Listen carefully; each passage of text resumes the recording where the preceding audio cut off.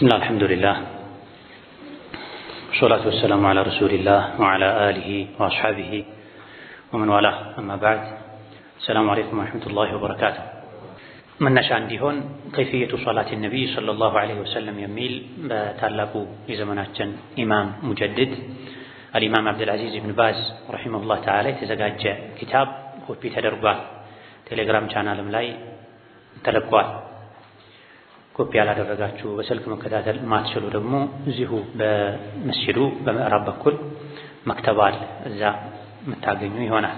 ክታቡን መነሻ አድርገን ከመጀመራችን በፊት ኢማም አህመድ ረሂመሁላህ ተዓላ ታላቁ ኢማም የአራተኛው መዝሀብ ባለቤት الصلاة وعظم خطرها وما يلزم الناس من إتمامها وأحكامها የሚል ሪሳላ አላቸው።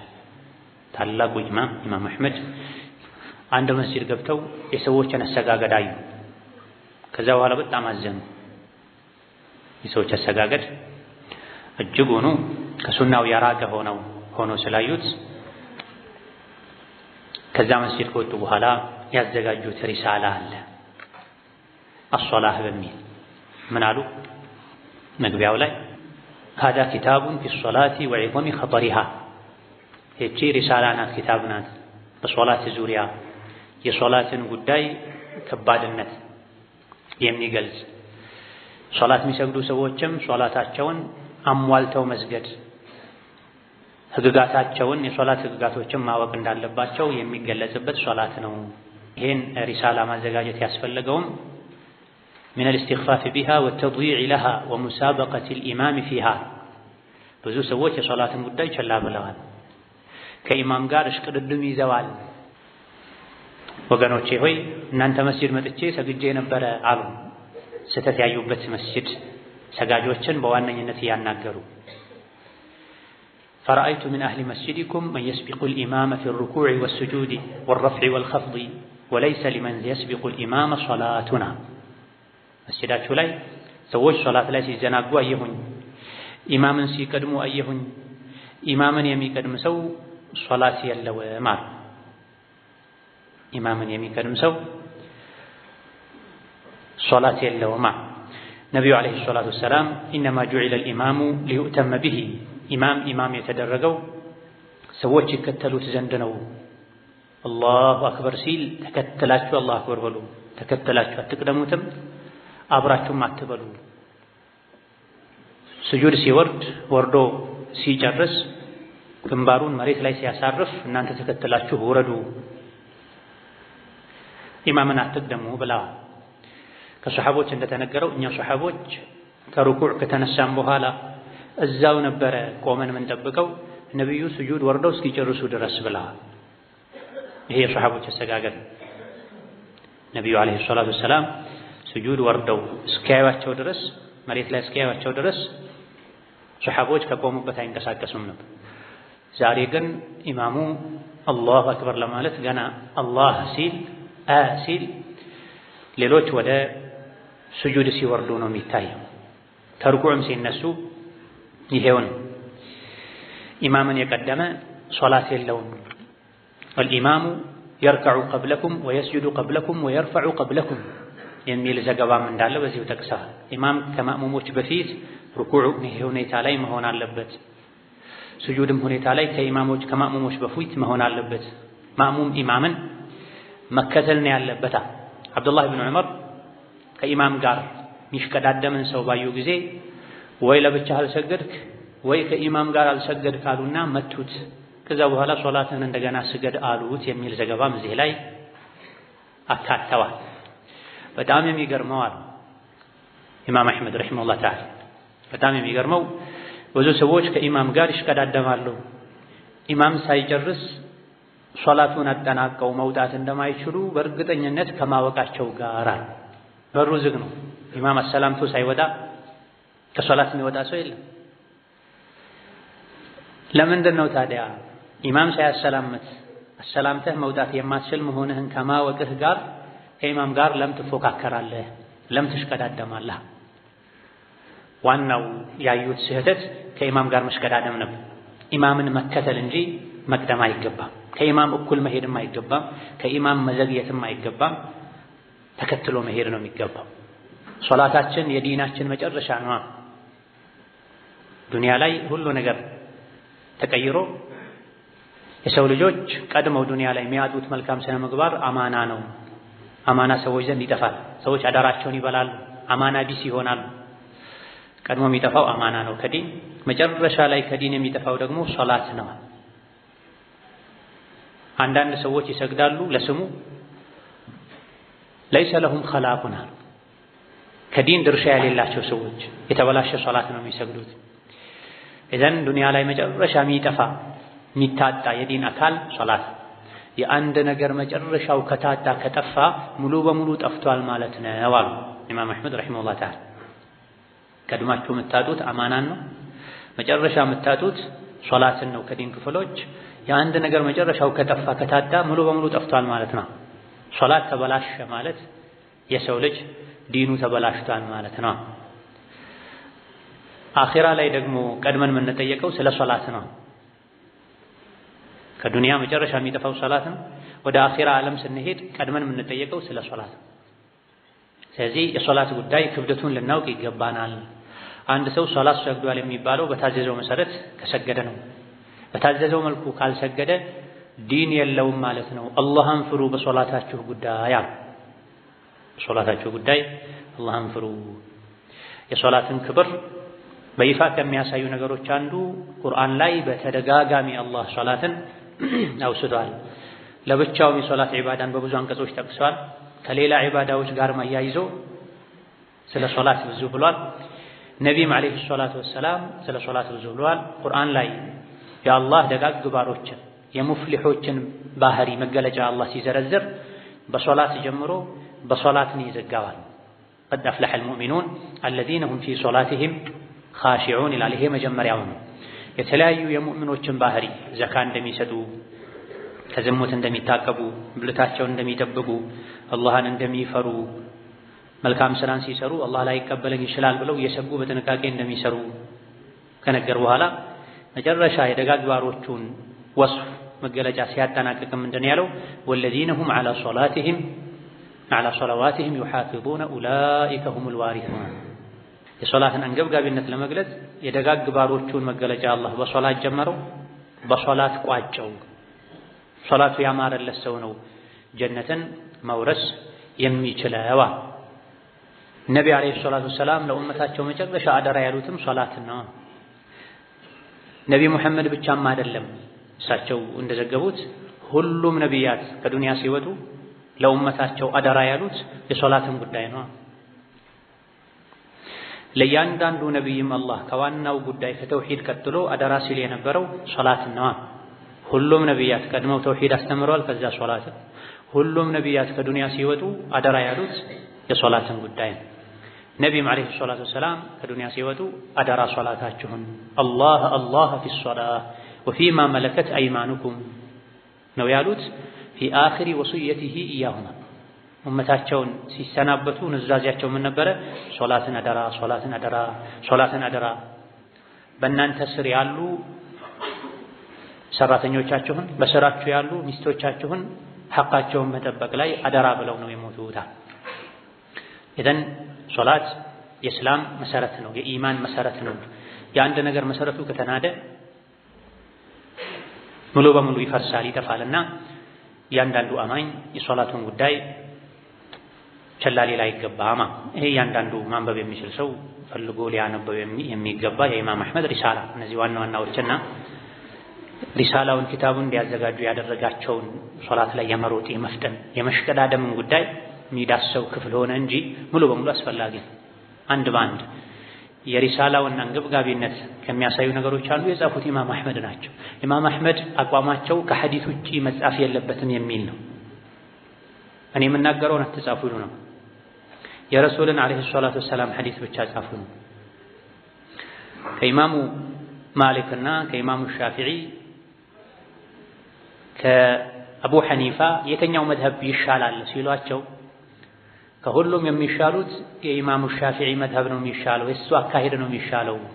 ምንም እንኳ ኢማሙ ሻፊዒ አንዳንዴ ራእይን ከቁርአን ሐዲስ የወሰዱትን ያካተተ መጽሐፍ ቢጽፍም ነገር ግን እሱ ፈትዋ የሚሰጠው በሐዲስ ነው። የሳቸው አቋማቸው መለያቸው የሰው ንግግር መጻፍ የለበትም የአላህ ንግግርና የነብዩ አለይሂ ሰላቱ ወሰላም ንግግር ይበቃል ነው። ከመሆኑም ጋር ግን እዚህ ጋር ምን አድርገዋል? የሰው ንግግር የያዘ ኪታብ በራሳቸው እጅ ጽፈዋል። ኢስፋው ላይ ኺላፍ ቢኖርም ራጂሑ ኪታቡ የሳቸው። ትልቅ ትኩረት ያደረጉት እርጋታ ላይ ነው። የሶላት አንድ ትልቁ ክፍል እርጋታ ስለሆነ አሁን ላይ ያጣን ያለውም እርጋታ ነው።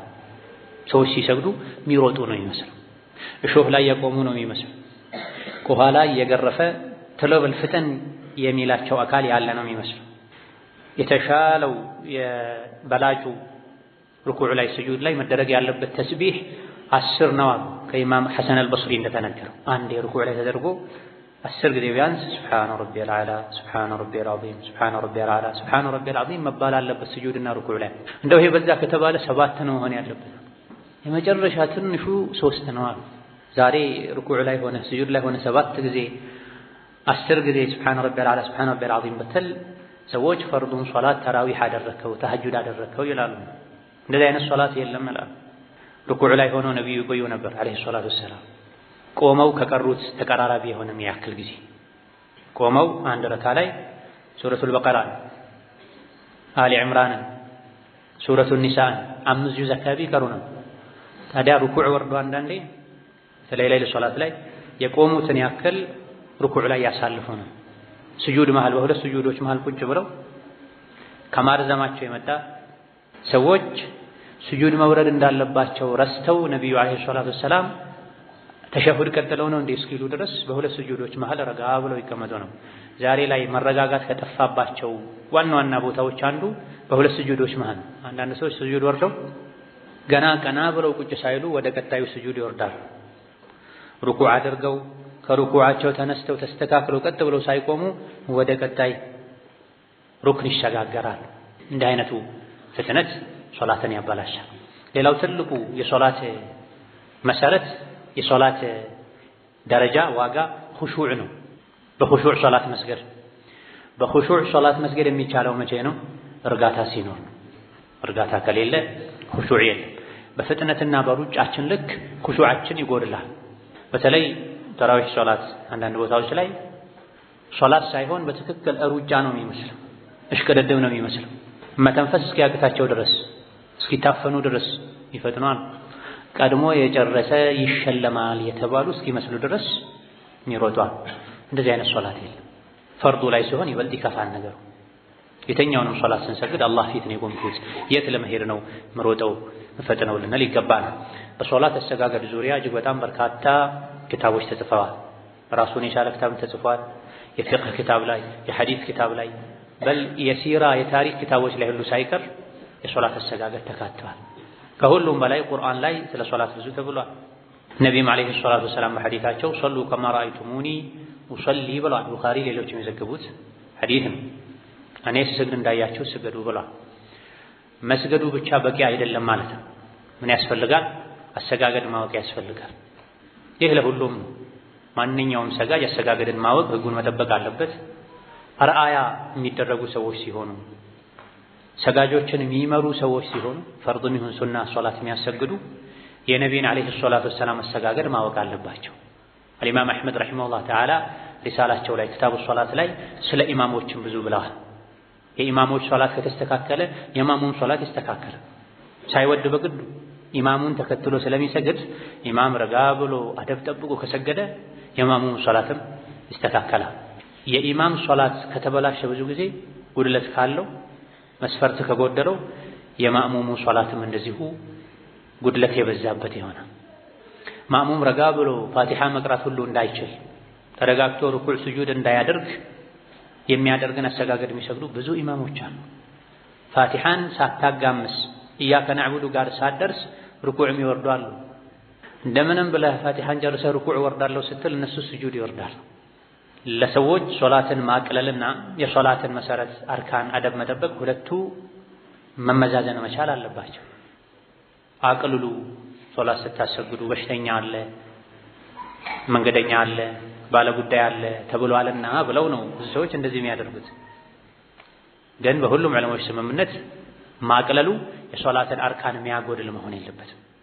ከሶላት አርካን አንዱ ጡማእኒና ነው። ምንም እንኳን ሐነፊዮች በዚህ ላይ ቢኻልፉ እርጋታ መኖር አለበት።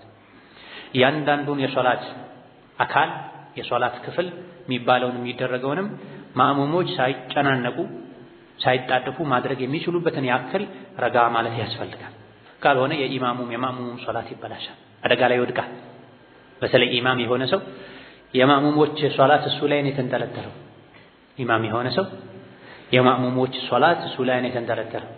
ደጋግ ቀደምቶች ኢማምነትን እጅግ በጣም ይፈሩ ነበር፣ ይሸሹ ነበር፣ ያከብዱ ነበር። ሁदैፋ አንዴ የሆኑ ሰዎችን አሰገዱና ልክ እንዳሰላመቱ ከፈለጋችሁ ሌላ ኢማም መድቡ፣ ካልሆነ ለየብቻቸው ስገዱ፣ እኔ ከአሁን በኋላ ሁለተኛ አላሰግዳችሁም ብለዋል። እንደው ቦታ የሚሸፍን ሰው ሲጠፋ ኃላፊነት ፈርዶል ዐይን ሲሆን እንጂ ኢማም ሻፊዒ ሌሎችም እንደሚሉት አማናው ከባድ። ዛሬ ላይ ማንኛውም ለራሱ አስተካክሎ ማይሰግድ ሰው ለማሰገድ ሲሮጥ እናያለን። ካላሰገድኩ ብሎ ሲቀየም እናያለን። በተለይ ተራዊህ ላይ 30 ጁዝ የሐፈዙ ሁሉ ሰፊናን እንኳን ያልቀሩ ሹሩጥ ሶላትን ያላሟሉ አሊያ ደግሞ አባታቸው ወይ መጎታቸው ወይ አያታቸው የመስጂድ ኃላፊ የሆነ ድምፅ ስላላቸው ሌላውን አህካም ሳያውቁ ቁርአን ስለሐፈዙ ብቻ ለማሰገድ ይሞክራሉ። ሌሎች እድሜያቸው በጣም ገፍቶ ስጁድ ሩኩዕ ማድረግ የማይችሉ ከመሆናቸው ጋር የኢማምነትን ቦታ አለቅም ብለው ማእሙም እየቀደማቸው ሶላቱን እንዲበላሽ ያደርጋል። አሰጋጅነት የሶላት የራሱ ኃላፊነቱ ስላልገባ ክብደቱ ስላልገባ ገና ውዱእ ሲያደርጉ ፊታቸው የሚቀላ ነበሩ ደጋግ ቀደምቶች። ውዱእ ሲያደርጉ ገና ፊታቸው ይቀላ፣ ተክቢር ለማድረግ ሲቆሙ እጃቸው ይንቀጠቀጣል። ምንሁም ሸይኹል ኢስላም ተይሚያ ረሂመሁላህ ተዓላ። ዛሬ ላይ ሰዎች እየሮጡ መጥተው እየተሳሳቁ እየቀለዱ መጥተው እየሳቁ ሶላት ውስጥ ይገባል። እስከ ሶፍ ላይ እስኪቆሙ ድረስ ይዘውት የነበረው ወሬ ከውስጣቸው ባለመውጣቱ የሶላትን ክብር ሳያስታውሉ ዝም ብለው ሮጠው በመግባታቸው ምክንያት ሶላት እየሰገዱ የቀደመ ወሬ ፈገግ ያስበላቸው ይጋፋሉ። እግር ለእግር ገጥመው በተለይ ሕፃን የሆኑ ልጅነት ያልጨረሱ የቀለዱ እየተላፉ እየተጫወቱ የሚሰግዱ ሰዎች አሉ። ሶላት ወደ አላህ የሚቀርብ ቁርባን ስጦታ ነው። ለአላህ የሚመጥነውን ሶላት መስገድ አለ። ወይም አላህ የሚመጥን ሶላት ስገዱ፣ ካልሆነ ደግሞ ይሄ የአላህን ክብር መንካት ነው። እንደዚህ አይነት ሶላት አለባበሱን ሳያስተካክሉ፣ ንጽህናን ሳይጠብቁ፣ ወቅቱን ሳይጠብቁ፣ ቂብላን ሳይጠብቁ፣ ልብን ሳይሰበስቡ እየቀለዱ እየሳቁ መተው እዛው ስሜት ሶላት ውስጥ የሚገቡ ሰዎች አሉ። ደጋግ ቀደምቶች ግን ገና ውዱእ ሲጀምሩ ፊታቸው ይለዋወጥ ነው። ኢሕራም ሊያደርጉ ሲዘጋጁ እጃቸው ይንቀጠቀጥ ነው። ሐላቸው ይቀያየር ነው። ለምን ከተባለ ሶላት ለሰማይ ለምድር ለጋራዎች የከበደ ኃላፊነት አማና። መስገዳችን ብቻ ሳይሆን ማየት ያለብን በታዘዝኩት መሰረት ሰግጃለሁ ወይ ልንል ይገባናል። ለነፍሳችን ለፈርዳችን እንኳን ስንሰግድ፣ ለራሳችን ለግላችን ሁለት ሰዎችን መርተን ስንሰግድ የበለጠ ልንጨነቅ ይገባናል። ሁለት ሶፍ ሲሆን በመቶዎች በሺዎች የሚቆጠሩ ሲሆኑ ይበልጥ ልንጨነቅ ልንጠነቀቅ ልንሰጋ ይገባናል። ለዚህ ከሚያግዙ ነገሮች አንዱ በሶላት አሰጋገድ ዙሪያ የተጻፉ መጽሐፍትን ማንበብ፣ ድርሳኖችን ደጋግ ቀደምቶች የጻፏቸው ኢማም አልቡኻሪ፣ አቡ ዳውድ፣ ሙስሊም ሌሎችም የሐዲስ ክታብ ላይ የነቢን አሰጋገድ አስመልክተው ያሰፈሩትን ልንከታተል ይገባል። በዘመኑ ከነበሩ ታላላቅ ሊቃውንቶች ከጻፉት የሶላት አሰጋገድ አንዱ የኢማም ኢብን ባዝ እጃችን ላይ ብዙዎቻችሁ እጅ ላይ የሚገኘው ከፊየቱ ሶላት ነቢ የሚለው ኢንሻአላህ ይሄን መሰረት አድርገን ክታብ ማንበብ የሚችሉ ክታቡን የተከታተሉ፣ ማንበብ የማይችሉም ደግሞ መልእክቱን የተከታተሉ የነቢን አለይሂ ሰላቱ ወሰላም አሰጋገድ ምንማማር ይሆናል። ቢስሚላሂ ራህማኒ ራሂም በአላህ ስም ጀምራለን። አልሐምዱሊላሂ ወህደሁ ወሰላቱ ወሰላሙ ዐላ ዐብዲሂ ወረሱሊሂ ነቢይና ሙሐመድን ወዐላ አሊሂ ወሰሕቢሂ አማ በዕድ ፈሃዚሂ ከሊማቱን ሙጀዛ። እነዚህ ቀጥለን የምናቀርባቸው አጠር ያሉ ንግግሮች ቃላቶች ናቸው። ፊ በያኒ ሲፈቲ ሶላት ነቢይ ሰለላሁ ዐለይሂ ወሰለም የነቢይን ዐለይሂ ሰላቱ ወሰላም የሶላት አሰጋገድ የሚገልጹ አረቱ ተቅዲመሃ። እነዚህ ይሄን ንግግር ማቅረብ ፈልጌ ነው ኢላ ኩሊ ሙስሊሚን ወሙስሊማ፣ ለእያንዳንዱ ሙስሊም ወንድና ሙስሊም ሴት። ለምን ሊየጅተሂደ ጥረት ያደርጉ ዘንድ ኩሉ መን የጠሊዑ ዐለይሃ ይሄን መጽሐፍ የሚያነብ በሙሉ ይህ መልእክት የሚደርሰው በሙሉ ጥረት እንዲያደርግ ፊ ተአሲ ቢሂ ሰለላሁ ዐለይሂ ወሰለም ነቢይን ለመከተል ጥረት እንዲያደርግ ፊ ፊ ዛሊከ ሶላት አሰጋገድ ላይ ሊቀውሊሂ ሰለላሁ ዐለይሂ ወሰለም ነቢዩ ስላሉ ሶሉ ከማ ረአይቱሙኒ ኡሰሊ እኔ ስሰግድ እንዳያችሁት ስገዱ አሉ። ስገዱ ብቻ ብለውን አልሄዱም ዐለይሂ ሰላቱ ወሰላም። እኔ ስሰግድ እንዳያችሁ ስገዱ አሉ በቃል። ሚንበር ላይ ወጥተው ሰገዱ። ኹጥባ የሚደረግበት አስቸጋሪ ሚንበር ላይ ከፍታ ላይ ወጥተው ሰገዱ። ለስጁዱ ወደ ኋላ እየተመለሱ ማለት ነው። ሚንበር ላይ ከፍታ ላይ ወጥተው ከሰገዱ በኋላ ደግሞ ምን አሉ? ይሄን ያደረግኩት አሉ ሚንበር ላይ የተሰቀልኩ የወጣሁ የሰገድኩት የሶላት አሰጋገድን ከኔ አይታችሁ እንድትማሩ ነው። መስጂድ ላይ ቁጭ ባሉበት የሆነ ሰው ሰግዶ መጥቶ ሰላም ሲላቸው ሂድ ስገድ አልሰገድክም፣ ሂድ ስገድ አልሰገድክም፣ ሂድ ስገድ አልሰገድክም ብሎ አመላልሳ መጨረሻ ላይ ሲደክመው እኔ ከዚህ የተለየ አሰጋገድ አላውቅም ያስተምሩኝ ብሏቸው አንድ በአንድ የሶላት አሰጋገድን አስተምረውታል። ይህ ነቢዩ ዐለይሂ ሰላቱ ወሰላም ለዚህ ግለሰብ የሰጡት መመሪያ እያንዳንዱ ሰጋጅ ሊጠብቀው የሚገባ መመሪያ ነው። አርካኑ ሶላትን ዋጅባቱ ሶላትን ሰብስቦ የያዘ ነው። በነቢይ ዘመን ዐለይሂ ሰላቱ ወሰላም እሳቸው ዘንድ የነበረን ሰው ሂድ ስገድ አልሰገድክም፣ ሂድ ስገድ አልሰገድክም ብለው ሶስቴ ካመላለሱ እኛ በዘልማድ የምንሰግድ ሰዎች ምን ልንባል? የእሳቸውን ሶላት ላይ ጥንቃቄ የማድረግ ጠበቅ የማድረግን ሁኔታ የተመለከቱ ሰሐቦቻቸውም ሶላቱ የተበላሸበትን ሰው የተበላሸ አሰጋገድ የሚሰግድን ሰው ካዩ አያልፉም ነበር፣ ያርሙ ነበር። እንደዚህ አይነት ሶላት የሰገድክ ብትሞት ኖሮ ጀሀነም ትገባ ነበር ያሉ ሰሐቦች ተገኝተዋል። ሶላት ሰግዶም ጀሀነም መግባት አለ ማለት ነው። ኢዛ ለሶላታችን ትኩረት ልንሰጥ፣ የሶላት አሰጋገድን ልንማር፣ ዑለሞችን ልንጠይቅ፣ እንደዚህ ነው ወይ የሚሰገደው ልንል ይገባ ነው። ለዲን የመጨነቅ ትኩረት የመስጠት ምልክት ነው። አሰጋገድ ላይ ጥንቃቄ ማድረግ፣ በዘልማድ ከመስገድ ሰው ሲሰግድ እንዳየነው ከማድረግ ሰው ሲያደርግ እንዳየነው ከማድረግ ልንታቀብ ይገባናል። ዑለሞች ካልሆኑ ውስጥ ዑለሞችም አንዳንዴ የሚያደርጉትን ብቻ ሳይሆን መጠየቅ ሊያስፈልግ ይችላል። በተግባር ደረጃ አንዳንዴ ዑذር ኖሯቸው የሆነ አይነት አሰጋገድ ሊሰግዱ ይችላል። አቀማመጥ ላይ የራሳቸውን አቀማመጥ ሊቀመጡ ይችላል። ኢማሙ ማሊክ ረሂመሁላህ ተዓላ ሲሰግዱ እጃቸውን ይለቁ ነበር ተብሏል ወደ ታች። ሌላ ጊዜ ደግሞ ይይዙ ወደ ላይ ይይዙ እንደነበረ ተነግሯል። ወደፊት ይመጣል። ኢማሙ ማሊክ ወደ ታች እጃቸውን ዘቅዝቀው ይሰግዱ የነበረው የሆነ ጊዜ ላይ ስማቸው ጠፍቶ የጊዜው ባለስልጣን አስሮ ገርፏቸው አስገርፏቸው ስለነበረ ነው። ያኔ ታስረው ሲገረፉ ክንዳቸው ወልቆ ነበር ረሂመሁላህ ተዓላ። ስለዚህ ወደ ላይ አንስተው መያዝ ይከብዳቸው ስለነበረ ነው የለቀቁትና ኢማሙ ማሊክ ለቀው ሰግዷልና እኔም ሰግዳለሁ ለቃለሁ አይባል። አቀማመጥ ላይም የወገብ ህመም ያለባቸው የእግር ህመም ያለባቸው እውቀት ያላቸው ሰዎች አቀማመጣቸው ሊቀየር ይችላል። አይደለም የሌሎች ሰዎች የነቢዩን ከዐለይሂ ሰላቱ ወሰላም የንግግር የቃል መመሪያቸውና ተግባራቸው ከተጋጨብን የምንከተለው የቃል መመሪያቸው የተግባር መመሪያቸው በተግባር ያሳዩት ነገር ሰው ናቸው ረስተው ሊሆን ይችላል። ዐለይሂ ሰላቱ ወሰላም ለሳቸው ብቻ ተፈቅዶ ሊሆን ይችላል።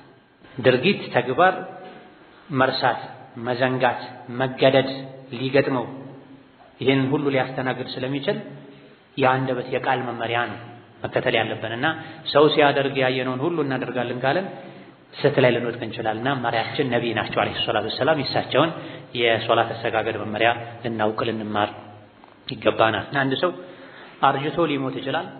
አንድ ሶላት እንኳ አስተካክሎ ሳይሰግድ ተብሏል። ኢና ሊላሂ ወኢና ኢለይሂ ራጂዑን። ሊሸብት ይችላል፣ አርጅቶ ሊሞት ይችላል። አንድ ሶላት እንኳ ለአላህ የተስተካከለ ሶላት ሳይሰግድ ሶላት ውስጥ ገብቶ የሶላትን ግማሽ፣ የሶላትን ሩብ፣ የሶላትን 1/6፣ 1/7፣ 1/10 ይዞ የሚወጣ ሰው አለ። ምንም ሳይዝ የሚወጣ ሰው አለ ተብሏል። ከሶላት ከንቱ ልፋት ብቻ የሚለፉ ማለት ነው። ሁለት ሰዎች ጎንና ጎን ቆመው ሊሰግዱ ይችላሉ።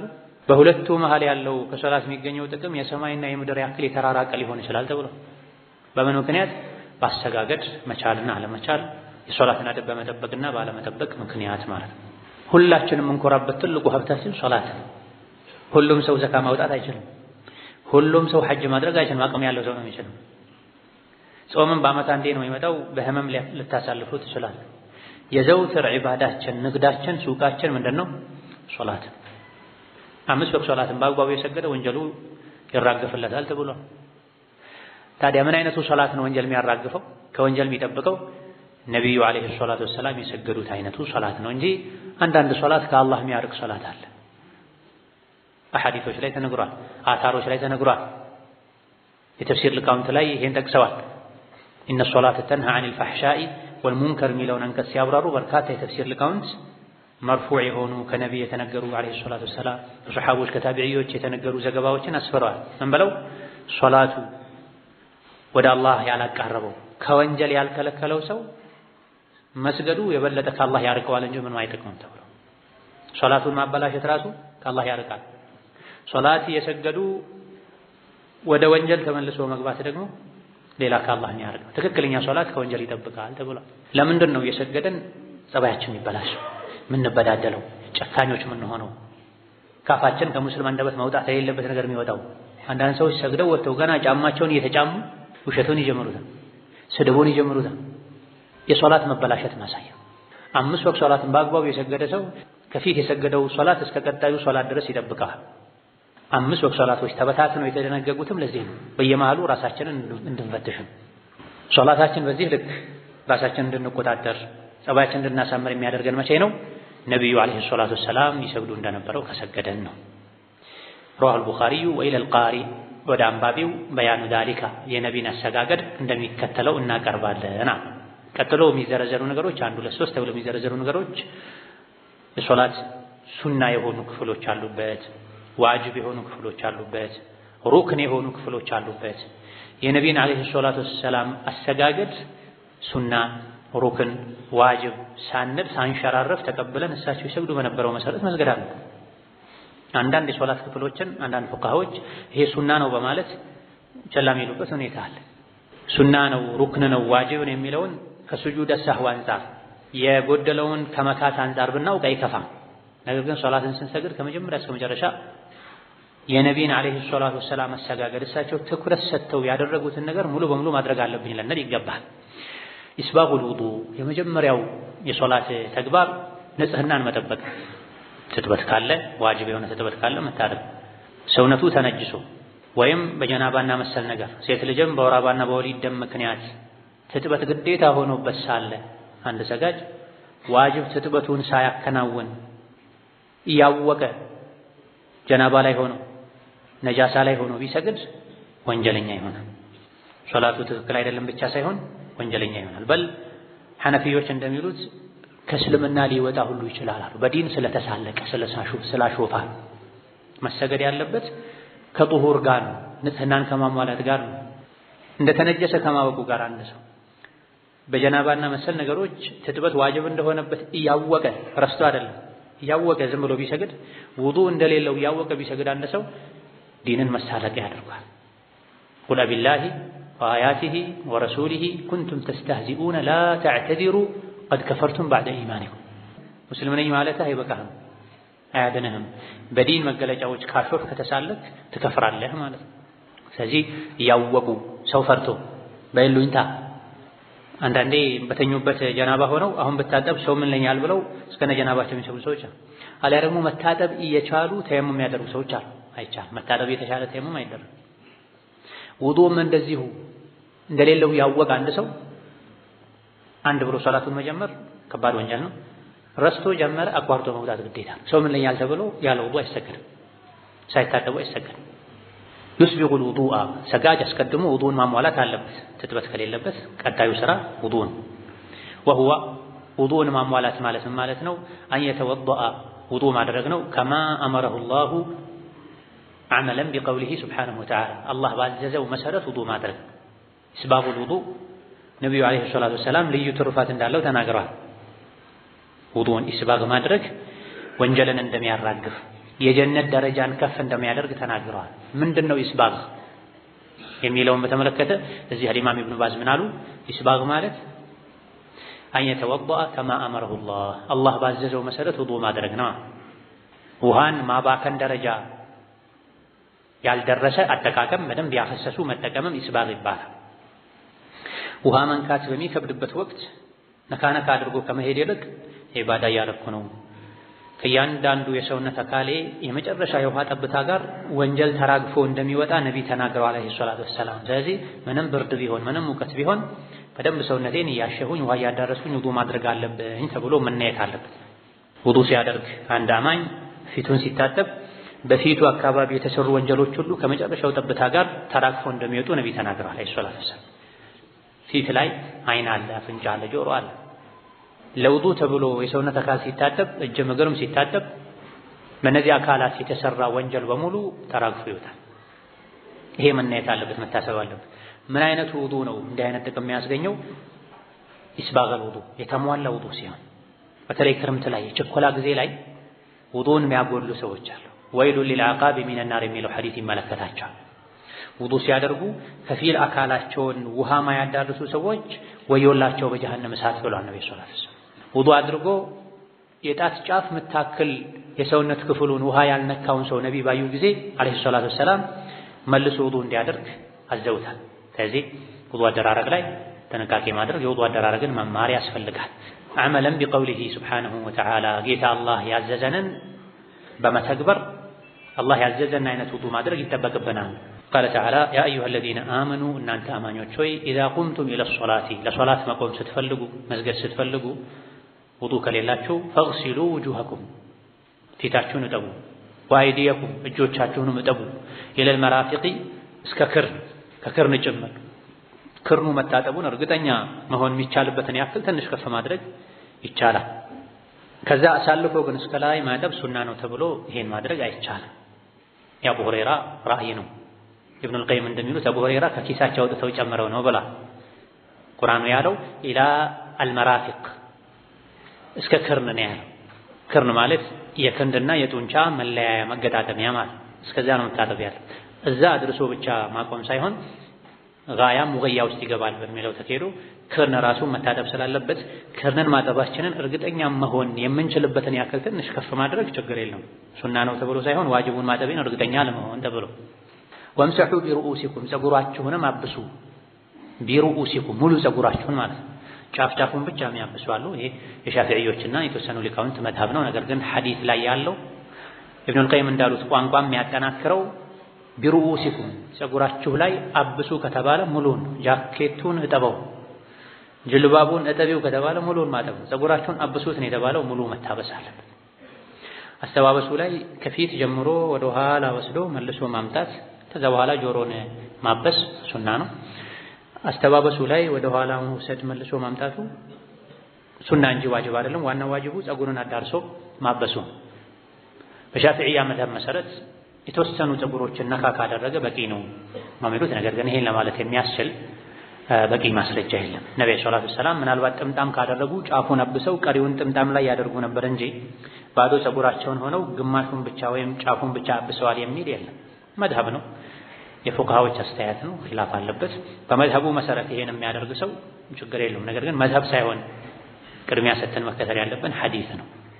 ሁሉም ሐዲሶች ሙሉ ጸጉራቸውን እንዳበሱ ነው የሚያሳዩት። ወአርጁለኩም እግራችሁንም እጠቡ ኢለል ከዕበይኒ እስከ ቁርጭምጭምት ድረስ። ቁርጭምጭምት ማለት የእግር መዳፍና ባት የሚለያይበት መገጣጠሚያ ነው። ቁርጭምጭምት ድረስ ሲባል እዚያ አድርሶ ማቆም ሳይሆን ቁርጭምጭምትም ጭምር መታጠብ አለበት። እግርም ላይ እስከ ባት ከፍ አድርጎ ማጠቡ ሱና ነው ብሎ ይሄን ማድረግ አይቻልም። ነብይ አላደረጉም አለይሂ ሰላቱ ወሰላም። አቡ ሁረይራ ነው ያደረጉት፣ ከራሳቸውን ይሄን የጨመሩት ተብሏል። ደግሞ አንዳንድ ዘገባዎች ላይ አቡ ሁረይራ ይሄን ሲያደርጉ የቤት ጣሪያ ላይ ወጥተው ነበር የሚያደርጉት ተብሎ ተደብቀው። አንዳንድ ታቢዒዎች ሲጠይቋቸው እናንተ እዚህ ያላችሁ እንዴ እንዳሉም ተነግሯል። ሰው እንዲያያቸው አይፈልጉም ነበር ማለት ራሳቸው በግላቸው ጓግተው ነበረ። ውዱ ሲያደርግ ውሃ ያጠበው ውሃ የነካው የሰውነት አካሉ ሙስሊም የቂያም ቀን ያበራለታል ስለተባለ የውዱ አካላቸው ውሃ የነካው ክፍል በስቶ የቂያም ቀን ብርሃን እንዲበዛላቸው በራሳቸው ፈልገው ነው አቡ ሁረይራ ይሄን ያደረጉት እንጂ ሱና ነው ማለት አይቻልም። ቁርጭምጭምትን እስከ ቁርጭምጭምት ማጠብ ነው። ሙሉ ቁርጭምጭምት አጥቤያለሁ ማለት የሚያስችለውን ያክል ትንሽ ጨመር ማድረግ ችግር የለውም። ማላ የቲሙ ቢሂል ዋጅቡ ፈሁወ ዋጅብ በሚለው ቃዒዳ መሰረት ተካሄዱ። ቀጥታ ፊት በማጠብ አይደለም ውዱ የሚጀመረው። አስቀድሞ እጅ ማጠብ፣ አፍና አፍንጫን ማጽዳት የውዱ አደብ ነው። አልአያ አንቀጹ እስከ መጨረሻው ይነበብና ይሄ የውዱ አንቀጽ ነው። ውዱ አደራረግን አላህ ራሱ ቁርአን ላይ አብራርቷል። አንዳንድ የጎደሉ ነገሮች አሉ፣ አፈዛዘሞች እዚህ ላይ በቃል ያልተጠቀሱ ነብዩ አለይሂ ሰላቱ ወሰላም በተግባር አብራርተዋል። የዑስማን ሐዲስ ላይ የሌሎችም ሰሃቦች ሐዲስ ላይ ወቀውል ነብዩ ሰለላሁ ዐለይሂ ወሰለም በዚህ ዙሪያ የነብዩ ንግግርም አለ። ምን የሚል ላ ተቅበሉ ሶላቱን ምንም አይነት ሶላት ተቀባይነት የለውም ቢገይሪ ጡሁሪን ጡሁር ሳይኖር። ጡሁር ማለት ውዱ ማለት ነው። ጡሁር ማለት የጀናባ ትጥበት ማለት ቅድመ ንጽህና ሳይሟላ መታጠብ ያለበት ሳይታጠብ ውዱእ ማድረግ ያለበት ውዱእ ሳያደርግ የሚሰገድ ሶላት አላህ ዘንድ ተቀባይነት የለውም ማለት። ሶላቱን የሚለው ነኪራ ነው፣ ሁሉንም አይነት ሶላት ያካትታል። ፈርድ ሶላትም ይሁን ሱና ሶላት፣ ጀናዛም ጭምር። አንዳንዶች ጀናዛ ተቆሞ የሚደረግ ዱዓ ነው መሃል ላይ አላሁ አክበር ይባላል እንጂ ሶላት አይደለምና ጀናዛ ላይ ውዱእ አያስፈልግም ያሉ አሉ። ነገር ግን ራጅህ በትክክለኛው ጀናዛ ሶላት፣ ሶላት አልጀናዛ ሶላት፣ ፈርድም ይሁን ሱና የተኛውም ሶላት ያለ ጡሁር አይሰገድም። ይህ ኢማሙ ሙስሊም ረሒመሁላህ ተዓላ የዘገቡት ነው በዚህ ቃል። ቡኻሪ ዘንድ ደግሞ ላ ትቅበሉ ሶላቱ መን አሕደተ ሐታ የተወዳእ በሚል ዘገባ ተላልፏል። ውዱእ የሌለው ሰው ውዱእ እስካላደረገ ድረስ ሶላቱ ተቀባይነት የለውም ተብሏል። ለእያንዳንዱ ሶላት ውዱእ ማድረግ ተወዳጅ ነው፣ ሱና ነው። ውዱእ ቢኖረንም ለእያንዳንዱ ሶላት ውዱእ ማደስ ሱና ነው። አብዛኛውን ጊዜ ነብዩ ሰለላሁ ዐለይሂ ወሰለም ለእያንዳንዱ ሶላት ውዱእ ያደርጉ ነበር። አልፎ አልፎ ቀድሞ ባደረጉት ውዱእ ይሰግዱ ነበር። እንደሚቻል ለማሳየት ይሄን አድርገዋል። ቀድሞ ባደረጉት ውዱእ ሰግደዋል፣ ውዱእ እስካልፈረሰ ድረስ። ብዙ ጊዜ ደግሞ ውዱእ ያላቸው ውዱእ ይደግሙ ነበር። ነገር ግን አንድ ውዱእ ከተደረገ በኋላ ምንም አይነት ዒባዳ ካልተደረገበት ድጋሜ ዝም ብሎ ውዱእ ማደስ አያስፈልግም። ውዱእ ተደርጎ ነበር፣ አዱሃ ተሰገደበት፣ ዙህር ሶላት ወቅት መጣ ደረሰ፣ ለዙህር ውዱእ ቢደረግ ችግር የለም። አንድ ውዱእ ተደርጎ ምንም ዒባዳ ካልተደረገበት ድጋሜ ውዱእ አያስፈልግም። በዛ ባደረጉት ውዱእ የሆነ ዒባዳ ውዱእ የሚያስፈልገው ዒባዳ ካደረጉ እንደገና ማደስ ይቻላል። በዚህ መልኩ ውዱእ ከተሟላ በኋላ አተወጁህ ኢለል ቂብለቲ የሶላቱ ወቅት መግባት አለበት። የልብስ ጉዳይ መስተካከል አለበት። ንጽህናን ካሟሉ በኋላ ንጹህ ልብስ ከለበሱ በኋላ ፈርድ ሶላት ከሆነ የሶላት ወቅት ከገባ፣ ሱና ከሆነ ሶላት ማይከለከልበት ወቅት ላይ መሆኑ ከተረጋገጠ በኋላ ወደ ቂብላ ይዞራል። የተወጀሁ المصلي الى القبلة ሰጋጅ ወደ ቂብላ መዞር አለበት። وهي الكعبة የሙስሊም ቂብላው ካዕባ ነው። አይነማ ካን የትም ሀገር ቢኖር ደቡብም ይኑር ሰሜን፣ ምዕራብም ይኑር ምስራቅ፣ ዓለም ላይ ያሉ በሙሉ አቅጣጫቸው ወደ ካዕባ መሆን አለበት። እኛ ወደ ሰሜን ነው የምንሰግደው። በተቃራኒው በሰሜን በኩል ያሉ ከካዕባ ወዲያ በሰሜን በኩል ያሉ ደግሞ በተቃራኒ ወደ ደቡብ ነው የሚሰግዱት። በምስራቅ በኩል ያሉ ከካዕባ ወደ ምዕራብ ነው የሚሰግዱት። በምዕራብ በኩል ያሉ ወደ ምስራቅ ነው የሚሰግዱት። አላህ ተባረከ ወተዓላ ሶላት ሲሰገድ የትም ቢሆን ወደ ካዕባ ፊት እንዲዞር አዟል። ለምን? አላህ ተባረከ ወተዓላ ለምን አይባል? የአላህ ተባረከ ወተዓላ ውሳኔ። ሁሉም ነቢያት ወደዛ ነበር የሚሰግዱት። በኒ እስራኤሎች ናቸው ወደ አቅሷ የሰገዱትም ተብሏል። አይ ሁሉም ወደ አቅሷ ነበር የሚሰግዱት፣ ኋላ ላይ ነው ነቢ ሙሐመድ አለይሂ ሰላቱ ወሰላም ወደ ካዕባ እንዲሰግዱ የታዘዙት ተብሏል። አይ ነቢያት ሁሉ ወደ ካዕባ ነበር የሚሰግዱት፣ በኒ እስራኤሎች ናቸው ወደዛ ይሰግዱ የነበረው ተብሏል። ቢጀሚዕ በደኒሂ ወደ ቂብላ መዞር ያለበት ደግሞ በሙሉ የሰውነት አካል ነው፣ በከፊል መሆን የለበትም። አንዳንድ ሰዎች በቦታ ጥበት ሊሆን ይችላል፣ በተለያየ ምክንያት ተንጋደው ተንሻፈው የሚቆሙ ሰዎች አሉ። ቂብላው እንደዚህ ከመሆኑ ጋር ለምሳሌ አቋቋማቸውን እንደዚህ የሚያደርጉ ሰዎች አሉ። ሶፍ ላይ በዚህ ልክ መጣበብ አይገባም። ኹሹዕ ይነሳል፣ ጡማኒና እንዳይኖር ያደርጋል፣ ያጨናንቃል። ትኩረቱ ሶላት ላይ ሳይሆን ራስን መጠበቁ ላይ መመቻቸቱ ላይ ይሆናልና አወል ሶፍ ለመግባት ብለው ስንት ሰው ትከሻውን እየተራመዱ ሰው እየረገጡ መተው ሰው በማያቆም ስፍራ ላይ ሾልኮ የሚገቡ ሰዎች አሉ። ቀድሞ በመጣ እንጂ በጊዜ መጥቶ ሶፍ ላይ በተቀመጠ እንጂ አርፍዶ መጥቶ ሰው ያጨናነቀ ኋላ ላይ መጥቶ ሶፍ ላይ በተገኘ አይደለም ያወል ሶፍ አጅር የሚገኝ። ስለዚህ ሶላት ስንሰግድ በጣም አብዝቶ መራራቅና ክፍተት መፍጠርም አግባብ አይደለም። ተቃረቡ ወስዱል ኸለል ተብሏል። ተጠጋጉ ክፍተትን ዝጉ ተብሏል። ከልክ በላይ ደግሞ መጠባበቅም አግባብ አይደለም። በብዛት ይሄ ነገር የሚታየው ሐበሻ እኛ ዘንድ ነው። ሌላ ብዙ አካባቢ ዜጎችን ብዙ ሀገር ሰጋጆችን ተመልክቻለሁ። በተወሰነ መልኩ ዘና ብለው ነው ቆም የሚሉት። ለሶላቱ የሚበጀው ይሄ ነው። ሐበሻ ከመስጂድ እጥረትም ይሁን ከጀህልናም ይሁን አላውቅም፣ ከኋላ ሶፉ ባዶ ከመሆኑ ጋር አንደኛ ሶፉ ላይ ዋና ኩላሊት ያለበት ሰው እስኪታመም ሁሉ ድረስ ነው። እግሩ ላይ ሁሉ መተው እግራቸውን ከምሮ እስኪቆሙ ድረስ የሚጨናነቁ ሰዎች አሉ። አይገባም። ሶፍን ማሟላት መጠጋጋት ተወዳጅ ነው፣ ግን የሰጋጅን አእምሮ ትኩረትን በሚሰርቅ ልክ መሆን የለበትም። አንዳንድ ሰው እግሩ ሲነካ ይዘገንነዋል፣ ይደነግጣል። አንደኛው ይሸሻል፣ ሌላኛው ያሳዳል። ወደ ኢማሙ መጠጋት ትተው የሸሹ ወደ ምስራቅና ወደ ምዕራብ የሚሆኑበት ሁኔታ ሊሆን አይገባም። መቀራረብ ከተቻለ እግርን ማነካካት ሱና ነው። ዋጅብ ግን አይደለም። على الراجح من أقوال أهل العلم እግሩ ሲነካ የሚዘገን ነው የሚደነግጥ ሰው ካለ አንዴ ካስተጋ ካሸሸ እትርክ ጠጋ ብለህ ብቻ ቁም። الشاهد ይሄ ሶፍ ላይ መጋፋቱ መጨናነቁ አንዳንዴ ቂብላን ሁሉ እስከ መልቀቅ ይደርሳልና ይሄ አይገባም።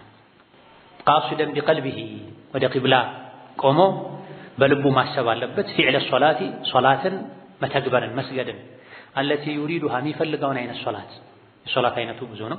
من فريضة فرض ሚሆን أو نافلة ሱና ሚሆን መስገድ የሚፈልገውን ሶላት በልቡ አስቦ ولا ينطق بلسانه بالنية ንያን በመላሱ መናገር የለበትም። በልቡ ካሰበ በቂ ነው። ለምን ከተባለ لأن النطق باللسان በመላስ መግለጽ መናገር ንያን غير مشروع ያልተደነገገ ነው ያልተፈቀደ ነው። بل بدعة እንደውም ቢድዓ ነው ፈጠራ ነው ዲን ላይ አዲስ የተፈጠረ ነገር ነው። ለምን لكون النبي صلى الله عليه وسلم ነብዩ لم ينطق بالنية ንያን ባፋቸው ስላልተናገሩ ولا أصحابه رضي الله عنهم صحابዎቻቸውም ጭምር አንድ ሱሐባ ሶላት ሲሰግድ ነወይቱ ሶላተ ከዛ ይል እንደነበር የሚያሳይ ضعيفም ይሁን ሷሂህ ዘገባ የለም። ታዲያ ነብዩ ሰለላሁ ዐለይሂ ወሰለም ባፋቸው በመላሳቸው የነየቱት ነገር ከሌለ ሱሐቦች ያሉት ነገር ከሌለ ሊደረግ አይገባም። በኋላ ነው አንዳንድ ፉቃሃዎች ልክ እንደ ሐጅ ለበይክ اللهم ሐጀን እንደሚባለው ነወይቱ ሶሊ ሶላተ ከዛ አላሁ አክበር መባል አለበት። ይሄም የኢማሙ ሻፊዒን ንግግር አቡ አብዱላህ የሚባል ሰው ያለ አግባብ በመረዳቱ ነው እንጂ የሻፊዒዎች ሊቃውንትም ጭምር ሁሉም ንያ በልብ እንደሆነ ይስማማሉ። ሙሐደብ ላይ አልመጅሙዕ ላይ ሺራዚ ኢማሙ ነወዊ ይሄን ጠቅሰዋል። በሁሉም ዑለሞች ስምምነት የንያ ቦታው የት ነው? ልብ ነው። ግን አሉ ሻፊዒዎች ግን በልብ የነየቱትን በምላስ መግለጹ ይወደዳል። ለምን ሲባሉ ምላስ ልብን እንዲያግዘው አሉ አንዳንዶቹ ደግሞ ምላስ ልብን እንዲያስታውሰው አሉ። ሐቂቃ ተቃራኒ ነው። ምላስ እንዴት ነው ልብ የሚያስታውሰው? ልብ ነው እንጂ የሚያስታውሰው።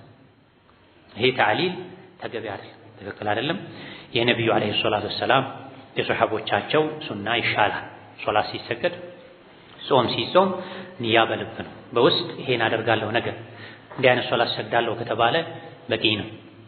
ወየጅዐሉ ለሁ ሱትረተን ሰጋጅ ሶላት ከመጀመሩ በፊት ሶላት ከመግባቱ በፊት ሱትራ ማስቀመጥ አለበት፣ መከለያ ማስቀመጥ አለበት። ይصلي ኢለይሃ ወደሱ የሚሰግድ ኢንካነ ኢማም ከሆነ አው ሙንፈሪደን ወይም ለብቻው የሚሰግድ ሰው ከሆነ ኢማምን ተከትሎ የሚሰግድ ሰው ሱትራ ያስፈልገው። ኢማሙ ለሱ ሱትራው ነው። ብቻውን የሚሰግድ ወይም ኢማም ሆኖ ሰውን አስከትሎ የሚሰግድ ሰው ሱትራ ሊኖረው ይገባል።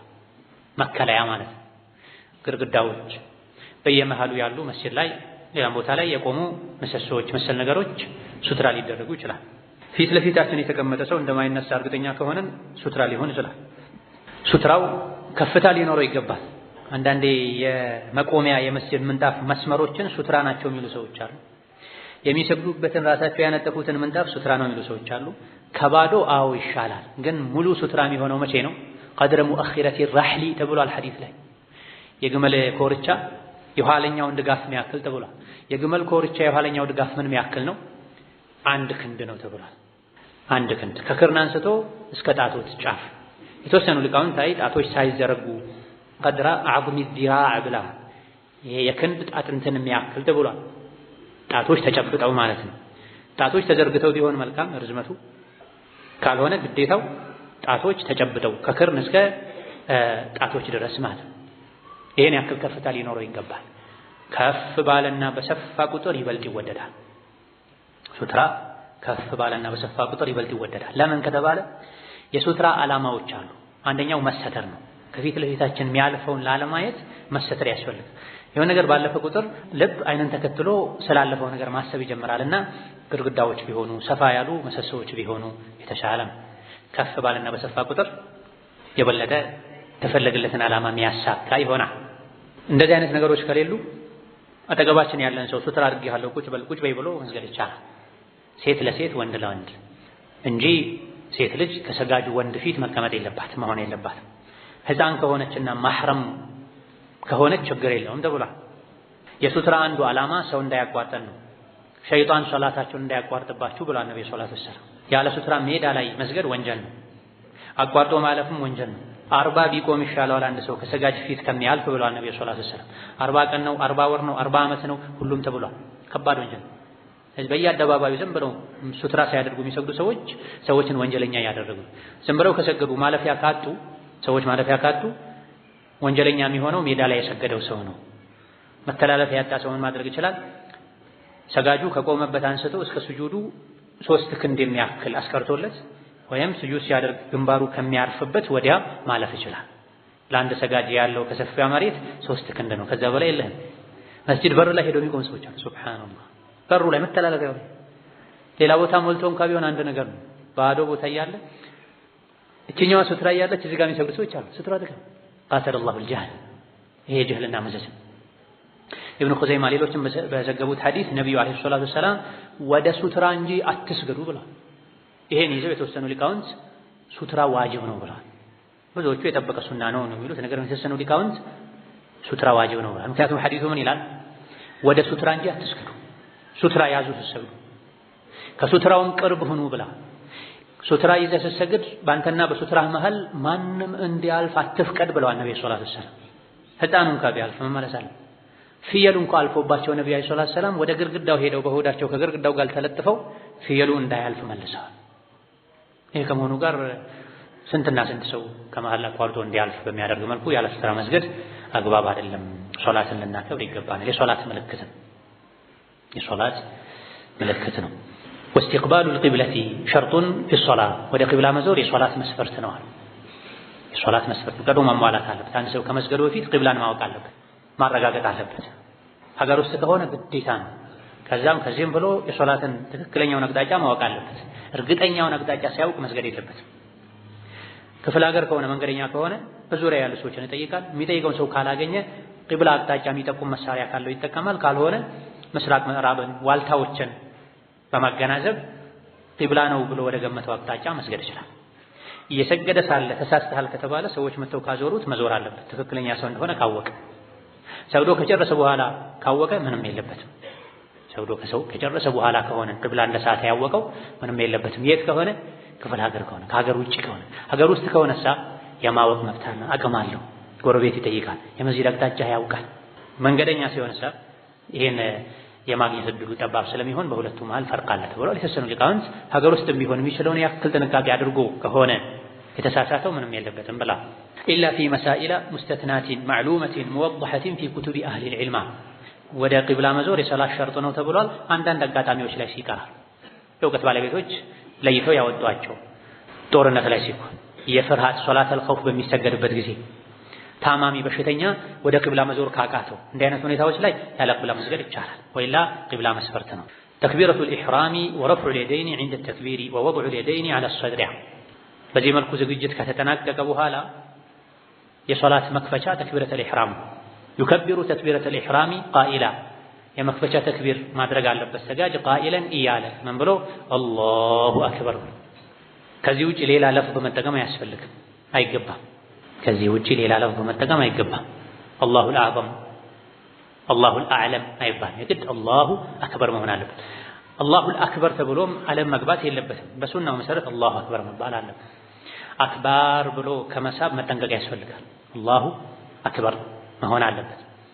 ናዚራን ቢበሰሪሂ አላሁ አክበር ሲል በዓይኑ ማየት አለበት። ኢላ መሐሊ ሱጁዲሂ ወደ ሱጁዱ ስፍራ፣ ከዛ አርቆ አሳልፎ ማየት የለበትም። በጣም የከፋው ወደ ሰማይ ማየት ነው፣ ተከልክሏል። ወደ ግራ ወደ ቀኝ ማየት ከሶላቱ ያወጣል፣ ሶላቱን ያበላሻል። ወደ ሰማይ ማየት ተከልክሏል። ወደ ፊት ለፊት ሙባህ ነው፣ የተፈቀደ ነው። ግን ሱናው ከግር እስከ ስጁድ ሲደረግ ግንባር እስከሚያርፍበት ድረስ ያለው አካባቢ ላይ ብቻ ማየት ነው። በላጩ የስጁድ ቦታ ማየት ነው፣ ሰብሰብ ብሎ። ከዛ አሳልፎ እስከ ቂብላ እስካለቀቁ ድረስ ቢታይ ችግር የለውም። ሐሳብ የሚሰርቅ ነገር ሲሆን ግን ይወገዛል። የሚሰግዱበት ቦታ ነፃ መሆን አለበት። በልጭልጭ ነገሮች፣ ሐሳብ የሚሰርቁ ነገሮች ያሉበት መሆን የለበትም ቦታ። የርፈዑ የደይሂ ዒንደ ተክቢሪ ኢላ ሐድዊ መንኪበይሃ። የርፈዑ የደይሂ ሰጋጅ እጆቹን ያንሳ፣ ሁለቱንም ጣቶቹ ተጠጋግተው ተጠማምረው ተበታትነው ሳይሆን ተለያይተው ሳይሆን ጣቶቹን አገጣጥሞ በዚህ መልኩ የርፈዑ የደይሂ ሁለት እጆቹን ያንሳ ሰጋጅ ዒንደ ተክቢር አላሁ አክበር ሲል። እስኬት ነው የሚያነሳው? ሐድወ መንኪበይሂ ከተከሻዎቹ ትይዩ። በዚህ መልኩ አንደኛው አነሳሳ። አው ወይም ደግሞ ኢላ ሒያሊ ኡዱነይህ ወይም ከጆሮቹ ትይዩ ከጆሮቹ ጆሮ መንካት የለበትም። ጆሮ መንካቱ መስፈርት አይደለም፣ ሱናም አይደለም። ከጆሮ ትይዩ አንድ አነሳስም አይ ከተከሻ ትይዩ እጅ መነሳት አለበት። እጅ የምናነሳው አላሁ አክበር ስንልም ይቻላል ከተክቢራው እኩል አላሁ አክበር ካልን በኋላም አላሁ አክበር ከማለታችን በፊትም ሶስቱም ከነቢ ተገኝቷል። የመክፈቻው ተክቢር የሶላት ሩክን ነው። ራሱ አላሁ አክበር የሚባለው የሶላት ሩክን ነው። ይሄን ያላደረገ ሰው ሶላት ውስጥ አልገባም። ግዴታ መሰረት ነው። የሶላት መክፈቻ ነው። ከተክቢሩ ጋር አብሮ እጅ ማንሳቱ ሱና ነው። ቢቀር ሶላቱን አያጎድልም። አላሁ አክበር የምንለው እጃችን ስናነሳ መቼ ነው? እጅ የምናነሳው ከተክቢር ጋር መቼ ነው? አላሁ አክበር ካልን በኋላ ማንሳት እንችላለን። አላሁ አክበር ካነሳም በኋላ ማለት እንችላለን። አላሁ አክበር ከማንሳቱ ጋር አብሮ ማለት እንችላለን። ሶስት አነሳስ አለው ማለት ነው። ለምንድን ነው የሚነሳው? ሚስጥሩ ምክንያቱ ምንድነው ከተባለ ሱና ነው። ለምን ይሄ እንደ ሱና ተደነገገ ከተባለ ደግሞ ኢማም ሻፊዒ፣ ኢማም አሕመድ ሌሎችም የሰጧቸው ምላሾች አሉ። የሶላት ጌጥ ነው። እጅ ማንሳት ሶላት ላይ የሶላት ውበት ነው፣ የሶላት መገለጫ ነው፣ የሶላት ጌጥ ነው። አንድ ሌሎች ደግሞ ምን አሉ? መጋረጃውን መክፈቻ ነው። አንድ ሰው ሲሰግድ ወደ አላህ እየገባ ነው። ወደ አላህ ለመግባት ከዱንያ ለመውጣት መጋረጃውን ለመግለጥ ነው አላሁ አክበር የሚባለው። ከዛሊክ አላሁ አክበር ስንል እጃችን ወደ ኋላ እነዚህና ለበዛ ልክ መብዛት የለበትም። በጣም የሚያወራቸው ወደ ኋላ የሚወረውሩ ሰዎች አሉ። በልክ መሆን አለበት። አላሁ አክበር ተብሎ ምን እየተደረገ ነው? አሁን ከአላህ ጋር ነኝ፣ አላህ ታላቅ ነው። ከሶላት ውጭ ያሉ ሐጃዎች በሙሉ ቀላል ናቸው ማለት ነው። አላሁ አክበር ተብሎ ሶላት ውስጥ ተገብተው የቀን ሙሉ ሂሳብ የዓመት ሂሳብ ኦዲስ ማድረግ አይገባም። ሶላት ውስጥ መሆናቸውን ረስተው ከስልካቸው ማሽን አውጥተው ሂሳብ መደመር የጀመሩ ሰዎች አሉ። ሶላት ውስጥ መሆናቸውን ትተውት ወይም ረስተውት ስልክ አንስተው ሀሎ የሚሉ ሰዎች አሉ። አላሁ አክበር ምን ማለት ነው? አላህ ታላቅ ነው፣ ይበልጥ ታላቅ ነው ማለት ነው። ከምን ከሌሎች ሐጃዎች ሁሉ የضع يديه አላሁ አክበር ተብሎ እጅ ሲነሳ እጅ ተነስቶ እዛው አይቀርም። እጅ ተነስቶ እዛው አይቀርም። አላሁ አክበር ከተባለ በኋላ ተመልሶ እጆች ይቀመጣሉ። አላ ሰድሪሂ ደረት ላይ አልዩምና ቀኝ እጅ አላ ከፊሂ ልዩስራ የግራ እጅ መዳፍ ላይ ተደርጎ አላሁ አክበር ብለን ጨረሰን እዛው አይቀርም፣ እንመልሳለን። ከዛ ምን እናደርጋለን? ደረት ላይ እናስቀምጣለን። ቀኝ እጃችን ግራው ላይ ጫን ተደርጎ ወሩስጊ ወሳዒዲ ሩስግ ማለት ይሄኛው መገጣጠሚያ ማለት ነው። መዳፍና አይበሉባና ክንድን ክርንን የሚለየው መገጣጠሚያ ሩስግ ይባላል። ሳዒድ ማለት ደግሞ ይሄ ክንዱ ራሱ ማለት ነው። ከዚህ ከክንድ አንስቶ እስከ መዳፍ አካባቢ ድረስ ያለው በሙሉ ቀኝ እጅ መጫኛ ነው፣ ማስቀመጫ ነው። እንደዚህም ሊደረግ ይችላል፣ ሊያዝ በዚህ መልኩ እንደዚህም ሊጫን ይችላል፣ እዚህም ጋር ሊደረግ ይችላል። ከሩስግ እስከ ሳዒድ ያለው ሁሉ ቀኝ እጅ የሚያርፍበት ነው። ነገር ግን ክርን ላይ መሄድ የለበትም። እንደዚህ የሚያደርጉ ሰዎች አሉ። በቀኝ እጃቸው መዳፍ የግራ እጃቸውን ክርን ጨብጠው የሚይዟል፣ ጥብቅ አድርገው የሚይዟል። አይገባም። የት ነው መቀመጥ ያለበት? ቀኝና ቀኝ እጅ ግራው ላይ ጫን ከተደረገ በኋላ አላ ሰድሪሂ ደረቱ ላይ ያስቀምጣል። እጅ የት ነው መሆን ያለበት የሚለው ላይ ሰፊ ኺላፎች አሉ። በመሰረቱ እጅን ሶላት ላይ ሲሆኑ ሲቆሙ ደረት ላይ ማድረግ መያዝ፣ ሰብስቦ መያዝ፣ ቀኙን ግራው ላይ አድርጎ መያዝ የነቢዩ ሙሐመድ አለይሂ ሰላቱ ወሰላም ብቻ ሳይሆን የሁሉም ነቢያት ሱና ነው። ሐዲስ ላይ ነቢዩ አለይሂ ሰላቱ ወሰላም እንደተናገሩት ኢብኑ ሒባን ሌሎችም እንደዘገቡት እኛ ነቢያት ሶላት ስንሰግድ ቀኝ እጃችንን ግራው ላይ ጫን እንድናደርግ ታዘናል ብለዋል። ከዛ በኋላ ደረት ላይ ይደረጋል፣ አይ እምብርት ላይ ይደረጋል፣ አይ ከእምብርት ስር ይደረጋል፣ ሁሉም ተብሏል። በዚህ ዙሪያ የተነገሩ ሐዲሶች ሁሉም አነጋጋሪ ናቸው። ከሰነድ አንፃር የሚሻለው ደረት ላይ አድርጉ የሚለው ደረት አካባቢ ላይ መሆን አለበት እንጂ አንገት ላይ የሚያደርጉ አሉ እነዚህ። ሌሎች ደግሞ ወደ ግራ አድርገህ በደንብ ያዝ፣ ልብ ያለው በግራ በኩል ነውና ልብህን ጫን ብለው የሚሉ አሉ። ሶላትና ፍልስፍናን የሚቀላቅሉ አይገባም። ይሄ በሰው ሐዲስ አልተነገረም። ልብ ያለው በግራ በኩል ነውና ሶላት ስትሰግድ ያዘው በደንብ ሌላ ቦታ እንዳይሄድ የሚል የነቢ ሐዲስ ቢኖር እናደርጋለን። የለም ሷድርን የተባለው ደረት ላይ መሆን አለበት። ዱዓው ኢስቲፍታህ ቀጥሎ ያለው ኢስቲፍታህ ዱዓ ነው፣ የመክፈቻ ዱዓ ማለት ነው። ዩሰኑ ሱና ነው፣ ይወደዳል።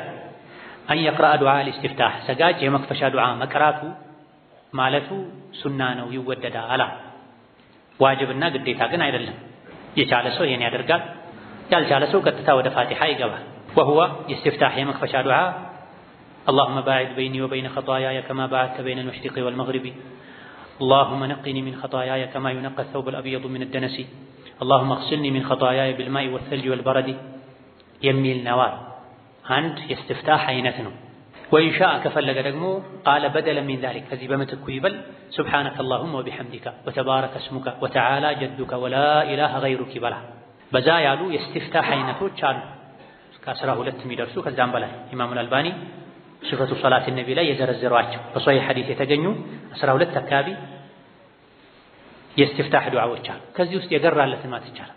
ቀለል የሚለው እዚህ ጋር የተጠቀሰው ለማንኛውም ሰው መሐፈዝ የሚቻለው سبحانك اللهم وبحمدك وتبارك اسمك وتعالى جدك ولا اله غيرك ዑመር አንዳንዴ ይሄን ጮክ ብለው ይሉት ነበር ሰዎች እንዲያፍሩ ሰዎች እንዲሰሙ الله أكبر كبيرا والحمد لله كثيرا وسبحان الله بكرة وأصيلا ማለትም ይቻላል። وجهت وجهي إلى آخره ማለትም ይቻላል። ብዙ አይነት እስትፍታሆች አሉ። የቻሉትን መጠቀም ይቻላል። የሶላት መክፈቻ ነው፣ ዱዓ ነው፣ ልብን መሰብሰቢያ ነው፣ ሱና ነው። መተው የለበትም። የቻለ ሰው ይሄን ማድረግ አለበት። ነገር ግን ኢማሙ ፋቲሃ ከጀመረ በኋላ የደረሰ ሰው ኢስቲፍታህ መቅራት የለበትም። ይሄ ብዙ ሰዎች ዘንድ የሚታይ ስህተት ነው። ዘግይቶ የመጣ ሰው ኢማሙ ፋቲሃ ቁርአን የቀራ ደርሶ ያሐረመ ሰው ኢስቲፍታህ መቅራት የለበትም። ሱና ነው ኢስቲፍታህ። ፋቲሃን ማድመጡ ግዴታ ነው፣ ዋጅብ ነው። ኢማም ከቀራ ዝም በሉ ተብሏል። ወይን አታ ቢገይሪሂማ ከነዚህ ከሁለቱ ውጪ ሌላ ቢጠቀም من الاستفتاحات الثابتة عن النبي صلى الله عليه وسلم ከነብዩ የተገኙ የእስትፍታህ የመክፈቻ ዱዓዎችን ቢያደርግ فلا باس ምንም ችግር የለውም። ሁሉም ሶላቶች ላይ ኢስቲፍታህ ይወደዳል፣ ፈርዱም ሱናም ላይ። ተራዊህ ላይ ኢማሙ አላሁ አክበር ብሎ ወዲያው ወደ ፋቲሃ ከገባ ማሙም ኢስቲፍታህ መቅራት የለበትም። ኢማሙ ተራዊህ ላይ ተሐጁድ ላይ አላሁ አክበር ብሎ ፋቲሃን ከጀመረ ሌላም ሶላት ላይ استفتاح የሚቀራበት ሰዓት ካላገኘ ማእሙም استفتاحን ያለ ፋቲሃን ማድመጥን መተው የለበትም። والافضل በላጩ ان يفعل هذا تاره وهذا تاره ብዙ አይነት استفتاحዎች አሉ ተብሏል። በላጩ አንዴ ይሄን አንዴ ያን ማለት ነው፣ ይቀያየሩ ማለት ነው። ለምን لان ذلك اكمل في الاتباع ይበልጥ የነቢይን ሱና ለመከተል ይረዳል። ብዙ አይነት استفتاح አይነቶች አሉ። ዙህር ላይ አንዱን፣ ፈጅር ላይ አንዱን፣ መግሪብ ላይ አንዱን፣ ዛሬ አንዱን፣ ነገ አንዱን ቀይሮ ማለት በላጭ ነው። ሁሉንም ከሐፈዙ ሁሉን መሐፈዝ ያልቻለ ሰው አንዱ የሚችለውን ሁሉም ሶላት ላይ ማለት ይችላል። አንዴ በቆሙበት ግን ከአንድ ኢስቲፍታህ በላይ አይባልም። አንዴ በቆሙበት በአንድ ሶላት ከአንድ ኢስቲፍታህ በላይ አይባልም። اللهم باعد بيني وبين خطاياي እሱን ጨርሶ ከዛ وجهت وجهي ከዛ سبحانك اللهم بحمدك አይቻልም። ለምን ከተባለ ወደፊት ስለዚህ መጣ ሌላ ርዕስ አለ ከስጁድ ከሩኩዕ ጋር ተያይዞ። እዚህ ጋር ግን ነብዩ አለይሂ ሰላቱ ወሰላም እርሶ ተክቢር ካደረጉ በኋላ ተክቢረተል ኢህራም ካደረጉ በኋላ ዝም ይላሉ ለምንድን ነው ብለው ሲጠይቋቸው የሚያደርጉትን ዱዓ ኢስቲፍታህ አንድ ነው የተናገሩት ነብዩ ሰለላሁ ዐለይሂ ወሰለም። እንደዚህ ነው ምለው አሉ። እንዲህም እላለሁ ብለው አልዘረዘሩም። ስለዚህ አንድ ቦታ ላይ አንድ ሶላት ላይ አንድ ኢስቲፍታህ ነው መደረግ ያለበት። ثم يقول أعوذ بالله من الشيطان الرجيم أعوذ بالله من الشيطان الرجيم ይባላል። ይሄ ሁሉም ረካዎች ላይ ሱና ነው። ኺላፍ አለ ፉቃሃዎች ዘንድ። የተወሰኑ ፉቃሃዎች የመጀመሪያው ረካ ላይ ብቻ ነው ኢስቲዓዛ የሚደረገው እንጂ ከዛ በኋላ በእያንዳንዱ ረካ أعوذ بالله من الشيطان الرجيم አይባልም። ነገር ግን ራጂሑ ሁሉም ረካ ላይ መግቢያ ላይ أعوذ بالله من الشيطان الرجيم ማለት ይቻላል። أعوذ بالله من الشيطان الرجيم ይቻላል። أعوذ بالله السميع العليم من الشيطان الرجيم ይቻላል። أعوذ بالله السميع العليم من الشيطان الرجيم من همزه ونفخه ونفثه ማለትም ይቻላል። እነዚህ ሁሉ በሐዲስ ተነግረዋል። የተለመደው ሁሉም የሚችለው أعوذ بالله من الشيطان الرجيم ታዲያ ያለ ድምጽ መሆን አለበት። بسم الله الرحمن الرحيم ቀጥሎ የፋቲሃ የመጀመሪያው አንቀጽ ይቀራል። ሲረን የተኛውም ሶላት ላይ بسم الله الرحمن الرحيم ያለ ድምጽ ነው መባል ያለበት። بسم الله الرحمن الرحيم ያለ ድምጽ ነው መባል ያለበት። በአንዳንድ መዝሀቦች بسم الله الرحمن الرحيم በድምጽ ይቀራል ተብሏል። ይሄ የኢማሙ ሻፊዒ መዝሀብ ነው። ሌሎችም ፉቃሃዎች ይሄን ተጋርተዋል። ቢድዓ ነው አይባልም። ማስረጃ ይዘው ነው ያደረጉት። የሚያቀርቧቸው ብዙ ማስረጃዎች አሉ። ምንም እንኳ አብዛኞቹ ضعيف ቢሆኑም بسم الله الرحمن الرحيم ጮክ ብሎ ስለሚቀራ ከሱ ኋላ አልሰግድም አይባልም። ይሄ ሚል ጃሂል ነው። بسم الله الرحمن الرحيم ብለው የሚሰግዱ ሻፊዒዮች አልሐምዱሊላህ ረብል ዓለሚን ብለው ከሚሰግዱ ሐንበሊዮች ኋላ ሐነፊዮች ኋላ ይሰግዳሉ። ሻፊዒዮችም እንደዚሁ ሐነፊዮችም እንደዚሁ። ከጊዜ በኋላ ነው ይሄ ወሃቢና ሻፊዒ ወሃቢና ሶፊ የሚለውን ነገር ያለ አግባብ ተረተው ሰዎች ሁለት ራሱን የቻለ እምነት እስኪመስል ድረስ ያከረሩት እንጂ ኢማም ሻፊዒ ቁኑት ያደርጉ ነበር። ፈጅር ላይ ኢማም አህመድ ከሳቸው ኋላ ይሰግዱ ነበር። ኢማም ሻፊዒ ቁኑት ያደረጉ በል አንድ አካባቢ ላይ ያሉ ሙስሊሞች ቢስሚላሂር ረህማኒር ረሂም ብለው መቅራትን ሱና ነው ብለው የሚያምኑ መዝሀባቸው ይሄ ከሆነ እዛ አካባቢ ላይ የሚያሰግድ ሰው ቢስሚላሂር ረህማኒር ረሂምን ጮክ ብሎ እየቀራ ያሰግድ ያሉም ተገኝተዋል። በተለይ ታሊፍ ካለው ሰዎችን ማግባባት ለማስተማር ለማለማመድ በር የሚከፍት ከሆነ ይሄ መደረግ አለበት። ማንኛውም ሰው አንዳንዴ ቢስሚላህን ጮክ ብሎ ቢቀራ ሱና ነው ያሉ አሉ እና ኢብኑ አልቀይም ሌሎች። ስለዚህ ቢስሚላሂር ረህማኒር ረሂምን በድምፅ መቅራት እንደ ወንጀል አድርጎ ማየት ቢስሚላሂር ረህማኒር ረሂም ጮክ ብሎ የሚቀራ ኢማም ጋር አልሰግድም ማለት አይገባም። ኢማም ሻፊዒ ከሳቸው ፈዲላ መናቂብ አንዱ ይሄ ተቆጥሮላቸዋል። ነገር ግን የቀረቡ ማስረጃዎች አብዛኞቹ ضعيف ስለሆኑ ሶሒሐይን ያለው ሐዲስም የነብዩ አለይሂ ሰላቱ ሰላም የአቡበክር የዑመር የዑስማን አሰጋገድ ሁሉም ቢስሚላሂር ረህማኒር ረሂም ጮክ ብለው ይሉ እንዳልነበረ በውስጣቸው ይሉት እንደነበረ ስለሚያሳይ ሱናው ቢስሚላሂር ረህማኒር ረሂምን በውስጥ ማለት ነው። አልሐምዱሊላህ ጮክ ብሎ መቅራት። ወይቅረኡ ሱረተል ፋቲሐ ሱረተል ፋቲሐን ይቅራ ሰጋጅ ቢስሚላሂር ረህማኒር ረሂም ካለ በኋላ በውስጡ ሊቀውሊሂ ነብዩ ስላሉ ላ ሶላተ ሶላት የለውም ሊመን ለም የቅረእ ቢፋቲሐቲል ኪታቢ የቁርአን መክፈቻን ፋቲሐን ያልቀራ ሰው ሶላት የለውም። ስለዚህ ያንዳንዱ ሰጋጅ ፋቲሐን መቅራት አለበት። ማእሙምሳ ይቀራል አይቀራም ይሄ በተወሰነ መልኩ ኺላፍ አለበት። ወደ ኋላ ላይ ምናይ ይሆናል።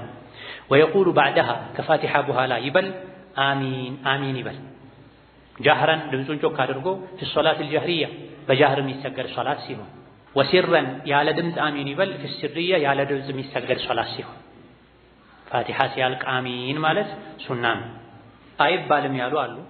ያለ ድምፅ ነው የሚባለው ያሉ አሉ። የተለያዩ አቅዋሎች አሉ። ሐነፊዮች ከሻፊዒዮች ከሌሎችም በዚህ ነጥብ ይጋጫሉ። አንዳንድ አካባቢ ላይ ሀገራችንም ላይ አሚን ማይባልባቸው አካባቢዎች አሉ። አሚን ካልክ ሶላት በኋላ ሰዎች እርምጃ ሁሉ ይወስዱብሃል። በጣም አጥባቂ የሆኑ አካባቢዎች ላይ አሚን አይባልም። አሚን ካልክ እርምጃ ይወሰድብሃል። ይሄ ገለጥ ነው፣ ስህተት። ነብዩ አለይሂ ሰላቱ ሰላም ቡኻሪ ሌሎች የመዘገቡት ሐዲስ ፋቲሐ ሲያልቅ አሚን መባል እንዳለበት ነግረውናል። ሶሐቦች አሚን ሲሉ መስጂዱ ይንቀጠቀጥ እንደነበረ የዘገቡት ታቢዒዎችም አሉ። መስጂዱ ይናጋ ነበር አሚን ሲሉ። ስለዚህ የድምፅ ሶላት ከሆነ በድምፅ ጮክ ተብሎ አሚን መባል አለበት። ማሙሞች ኢማሙን መጠበቅ አለባቸው። በአንዳንድ ዘገባዎች እንዳለው ወለዷሊን ሲል አሚን በሉ ስለተባለ ኢማም ባይጠብቁም ችግር የለም። በላጩ ግን ኢማምን ጠብቆ አሚን ማለት ነው። ዛሬ ላይ አሚን እየቀነሰ ነው። ብዙ እየቀነሱ ያሉ ሱናዎች አሉ። ሰዎች ቅር ያላቸው ነው አሚን የሚሉት። መሆን የለበትም። በልክ በደንብ መስጂዱ እስኪናጋ ድረስ አሚን መባል አለበት። ثم يقرأ ከዛም ይቀራል ሰጋጅ ማ ተየሰረ ለሁ ሚን አልቁርአን ከፋቲሐ በኋላ የገራለትን ቁርአን ይቅራ። አንድም አንቀጽ ይሁን ሁለት አንቀጽ ሶስት አንቀጽ አንድም ሱራ ይሁን ሁለት ሱራ መደረብ ከፈለገ አንድ ሱራ ብቻ የሚችል ሰው ትልልቅ አባቶች እናቶች ከቁል ሁወ አላሁ አሐድ ወይም ከእና አዕጠይናከል ከውተር ውጪ ማያውቅ ሰው ሊኖር ይችላል። ያን የሚያውቀውን ሱራ የሚያውቀውን አንቀጽ ሁሉም ሶላት ላይ ደጋግሞ መቅራት ይችላል። ነብዩ አለይሂ ሰላቱ ሰላም ሱረቱል ዘልዘላን ሁለት ረካ ላይ እንደሰገዱ እንደቀሩ ተነግሯል። ረስተው ነው ይሄን ያደረጉት ወይስ እንደሚቻል ለማሳየት ነው? ሁለቱም ተብሏል። የገራላችሁን ቁርአን ቅሩ ተብሏል። አንድ ሱራ ነው የሚችለው ሱረቱል ዐስር ሱረቱል ኢኽላስ ሁሉም ሶላት ላይ እሱን መደጋገም ይቻላል። ወልአፍደሉ መቅራቱን በተመለከተ በላጩ አን የቅረአ ባዕደል ፋቲሐቲ ፊ ዙህሪ ወልዐስሪ ወልዒሻ ከዙህር ከዐስር ከዒሻ ሶላት ላይ ከፋቲሐ በኋላ መቅራቱ ይበልጣል። ምንን ሚን አውሳጢል ሙፈሰል አውሳጠል ሙፈሰል ከሚባሉ ሱራዎች ከፋቲሐ በኋላ ሱራ አንቀጽ መጨመር ሱና ነው። ሁሌ ግን መተው የለበትም። አንዳንድ ቤተው ችግር የለም፣ ሁሌ መተው የለበትም። የሚቀራው በምርጫ ነው። የፈለጉትን መቅራት ይቻላል። በላጩ ግን ዙሁር፣ ዐስር፣ ዒሻ ላይ ከአውሳጠል ሙፈሰል መቅራቱ ይበልጣል ይመረጣል። ማን ነው አውሳጠል ሙፈሰል የሚባለው? ከዓማ አካባቢ አንስቶ እስከ ወዱሃ ድረስ ያለው ማለት ነው። ይሄ አውሳጠል ሙፈሰል ይባላል። ከዓማ ነው፣ ከናዚዓት ነው፣ ከዐበስ ነው፣ ሁሉም ተብሏል። ቁርአን ዋና ዋና ሶስት ክፍሎች አሉት። አጥዋል በጣም ረጃጅሞቹ፣ ባለመቶዎቹ፣ አጫጭሮቹ ይባላል። ከሱረቱል በቀራ አንስቶ እስከ ዩኑስ አካባቢ ረጃጅሞቹ ይባላል። እስከ ተውባ እስከ ዩኑስ አካባቢ ይህም ላይ ከየት እስከ የት ነው የሚለው ኺላፋት። ከዚህ አንስቶ ደግሞ ከዩኑስ ከተውባ አካባቢ አንስቶ እስከ ሱረቱ ቃፍ ወይም ሱረቱል ሁጁራት ድረስ ያለው ባለመቶዎቹ ይባላል። አብዛኞቻቸው በመቶ ስለሚያልቁ ነው። ከሱረቱ ቃፍ ወይም ሁጁራት አንስቶ እስከ ሱረቱ ናስ ያለው ሙፈሰል ይባላል። ቁርጥ ያሉ ቶሎ ቶሎ የሚያልቁ መለያ ፋቲሃ ማነው በስመላ የሚበዛባቸው ማለት ነው። በዚህ መልኩ ለሶስት ይከፈላል። ሶላት ላይ አብዛኛውን ጊዜ የሚቀራው ከሙፈሰል ነው። ከሱረቱ ቃፍ እስከ ሱረቱ ናስ ካለው እነዚህ መካ የወረዱ ሱራዎች ናቸው። ስለ ቂያማ፣ ስለ አኺራ፣ ስለ ጀነት፣ ስለ ጀሃነም፣ ስለ ቀልብ መርጠብ የሚዳስሱ አንቀጾች ናቸው። ሶላት ላይ የሚፈለገው ይሄ ነው። አንዳንዴ ከዛ ውጭ ቢቀራ ችግር የለም። ታዲያ ይሄ ሙፈሰሉ ከቃፍ ወይም ከሑጁራት እስከ ሱረቱ ናስ ያለውም ለሶስት ይከፈላል። ጢዋል፣ አውሳጥ፣ ቂሳር ተብሎ ጢዋል ረዣዥሞች ማለት ነው። አውሳጥ ደግሞ መካከለኞች ማለት ነው። ቂሳር ደግሞ አጫጭሮች ማለት ነው። ጢዋል የሚባሉት የሙፈሰል ጢዋል የሚባሉት ከሱረቱ ቃፍ ወይም ከሑጁራት አንስቶ እስከ አማ አካባቢ ያለው ነው። ረዣዥሞች ይባላሉ። እነዚህ ፈጅር ላይ የሚቀሩ ናቸው። አብዛኛውን ጊዜ ከነዚህ አንዳቸው መቀራት አለበት። ከቃፍ ወይም ከሑጁራት እስከ አማ ያለው ዙሁር፣ ዐስር፣ ዒሻ ላይ ደግሞ ከአውሳጥ ከመካከለኛው ይቀራል። መካከለኛው ማለት ከናዚዓት አካባቢ አንስቶ እስከ ወዱሃ ድረስ ያለው። ወፊል ፈጅሪ ፈጅር ላይ ደግሞ ቢቀራ ይመረጣል። ሚን ጢዋሊሂ ከረዣዥሞቹ ጢዋል የሚባሉት ከቃፍ እስከ አማ አካባቢ ያሉት ናቸው። ወፊል መግሪቢ ከመግሪብ ሰላት ላይ ደግሞ ታረተን ሚን ጢዋሊሂ አንዳንዴ ከረዥሙ ቢቀራ ችግር የለውም። ነቢዩ ዓለይሂ ሰላቱ ወሰላም ወልሙርሰላትን እንደቀሩ ተነግሯል። ወታረተን አንዳንዴ አብዛኛውን ጊዜ ሚን ቂሳሪሂ ካጫጭሮቹ ይቀራል። አብዛኛውን ጊዜ መግሪብ ላይ ካጫጭር ነው የሚቀራው። ነቢዩ ዓለይሂ ሰላቱ ወሰላም ከቂሳር ሱወር መግሪብ ላይ ሲቀሩት ያልሰማሁት የለም ሁሉንም ሲቀሩ ሰምቻለሁ ብሏል። ስለዚህ መግሪብ ላይ እና አጦይናም ይቀራል፣ ተበት ሄዳም ይቀራል። አንዳንዴ ደግሞ አዕራፍን ቀርተዋል፣ ወልሙርሰላትን ቀርተዋል፣ ወጡርን ቀርተዋል። ሌሎች መግሪብ አብዛኛውን ጊዜ ሰዓቱ አጭር ነው። ሰዎችን በስራ ደክመው የሚገቡበት ወቅት ነው። መግሪብ አጠር ይላል። ፈጅር ደግሞ ሰዎች ከእንቅልፍ የሚነሱበት ነው። ተረጋግተው ቁርአን ማድመጥ የሚችሉበት ነው። ረዘም ይላል። ይሄ በጀማ የሚሰግድ ሰው ለብቻው የሚሰግድ ሰው የሚመለከት ሱናው እንደዚህ ነው። አመለን ቢልአሐዲስ አልዋሪደቲ ፊ ዛሊካ በዚህ ዙሪያ የተነገሩ ሐዲሶችን ተግባራዊ ለማድረግ ሲባል በእነዚህ ሐዲሶች መሰረት ከሶላት ከፋቲሃ በኋላ የተወሰነ ሱራ መቀራት አለበት። አቀራሩን ደግሞ እዚህ በተነገረው መሰረት መሆን አለበት። እያንዳንዱ ሙስሊም ከፋቲሃ በተጨማሪ ከሱረቱ ናስ እስከ ሱረቱ ዘልዘላ አካባቢ ያሉትን ቢያንስ መቅራት አለበት ማለት ነው። ከሶላቱን ከሚቀራው ሁሉም ሙስሊም ቁርአንን መቅራት አለበት። የቻለ መሐፈዝ አለበት። ሙሉን ያልቻለ የተወሰኑ ሱራዎችን ጁዞችን መሐፈዝ አለበት። ምን ቢያቅተው አንድ ሰው የተኛውም እድሜ ላይ ቢሆን የተኛውም የሥራ የኃላፊነት ደረጃ ላይ ቢሆን ከሱረቱ ናስ እስከ ሱረቱ ዘልዘላ ያለውን እስከ አማ ያለውን መሐፈዝ አለበት። በቃሉ መያዝ አለበት። አዛውንቶቹም ጋር ቢሆኑ ባልቴት ትልልቅ እናቶች ሴቶችም ጋር ቢሆኑ የሚችሉትን ዋጋ ከፍለው በወር አንድ ሱራ እንኳን እየቀሩ የተወሰኑ ለሶላት የሚሰግዱባቸው ሱራዎችን መሐፈዝ አለባቸው። በተለይ ልዩ ትሩፋት ያላቸው ከሶላት በኋላ ሲተኛ የሚቀሩ ሱራዎችን ሱረቱል ፈለቅን፣ ሱረቱን ናስን፣ ሱረቱል ኢኽላስን፣ ቁል ያ አዩሀል ካፊሩንን፣ ሱረቱ ዘልዘላን ትሩፋት እንዳላቸው ተነግሯል። አንዱ መጥቶ ነቢ ጋር አለይሂ ሰላቱ ወሰላም እድሜ ገፍቷል፣ ምላሴ ከብዷል፣ እንደው አንድ ሱራ ይስጡኝ ሲላቸው ከጣሲሞች ቅራ አሉት። እድሜ ገፍቷል፣ ምላሴ ከብዷል አላቸው። ተሳስሯል። ከሐሚሞች ቅራ አሉት። እድሜ ገፍቷል፣ ምላሴ ከብዷል አላቸው። ተሳስሯል አላቸው። እንግዲያውስ ሱረቱ ዘልዘላን ቅራ ብለውታል። ውስጧ ላይ ብዙ ኸይር ስላለ ማለት ነው። የረሱል ሰሐቦች የተኛውም እድሜ ላይ ሆነው ቁርአንን ቀርተዋል። እኛም እድሜ ሳይገድበን ጾታ ሳይገድበን ምክንያቶችን ሳንደረድር ቁርአንን ልንቀራ ልናሐፍዝ ይገባል። ቀብሩ ላይ ያጫውተናል። ቀብሩ ላይ አጫዋች ይሆናል። በተለይ በቃል የሸመደደ ሰው ቅራ፣ የጀነት ደረጃዎች ላይ ውጣ፣ የመጨረሻ ያንተ መኖሪያ የሚሆነው መጨረሻ የምታቆመው መቅራት የምታቆምበት ቦታ ነው ይባላል። ቁርአን ያላሐፈዘ ሰው እንዴት ነው ከአላህ ጋር የሚነጋገረው? ይሉ ነበር ደጋቀደም ፍች ከአላህ ጋር የሚነጋገረው የሰው ልጅ በምንድን ነው? በቁርአን። በተለይ የሌሊት ሶላት ተስፋ ሳይቆርጡ መታገል ያስፈልጋል። ታዲያ አቀራሩ በአማረ መልኩ መሆን አለበት። ዩስተሐቡ ተሕሲኑ አልሰውቲ ወልቂራአቲ ቁርአን ሲቀራ ድምፅ ማማር አለበት።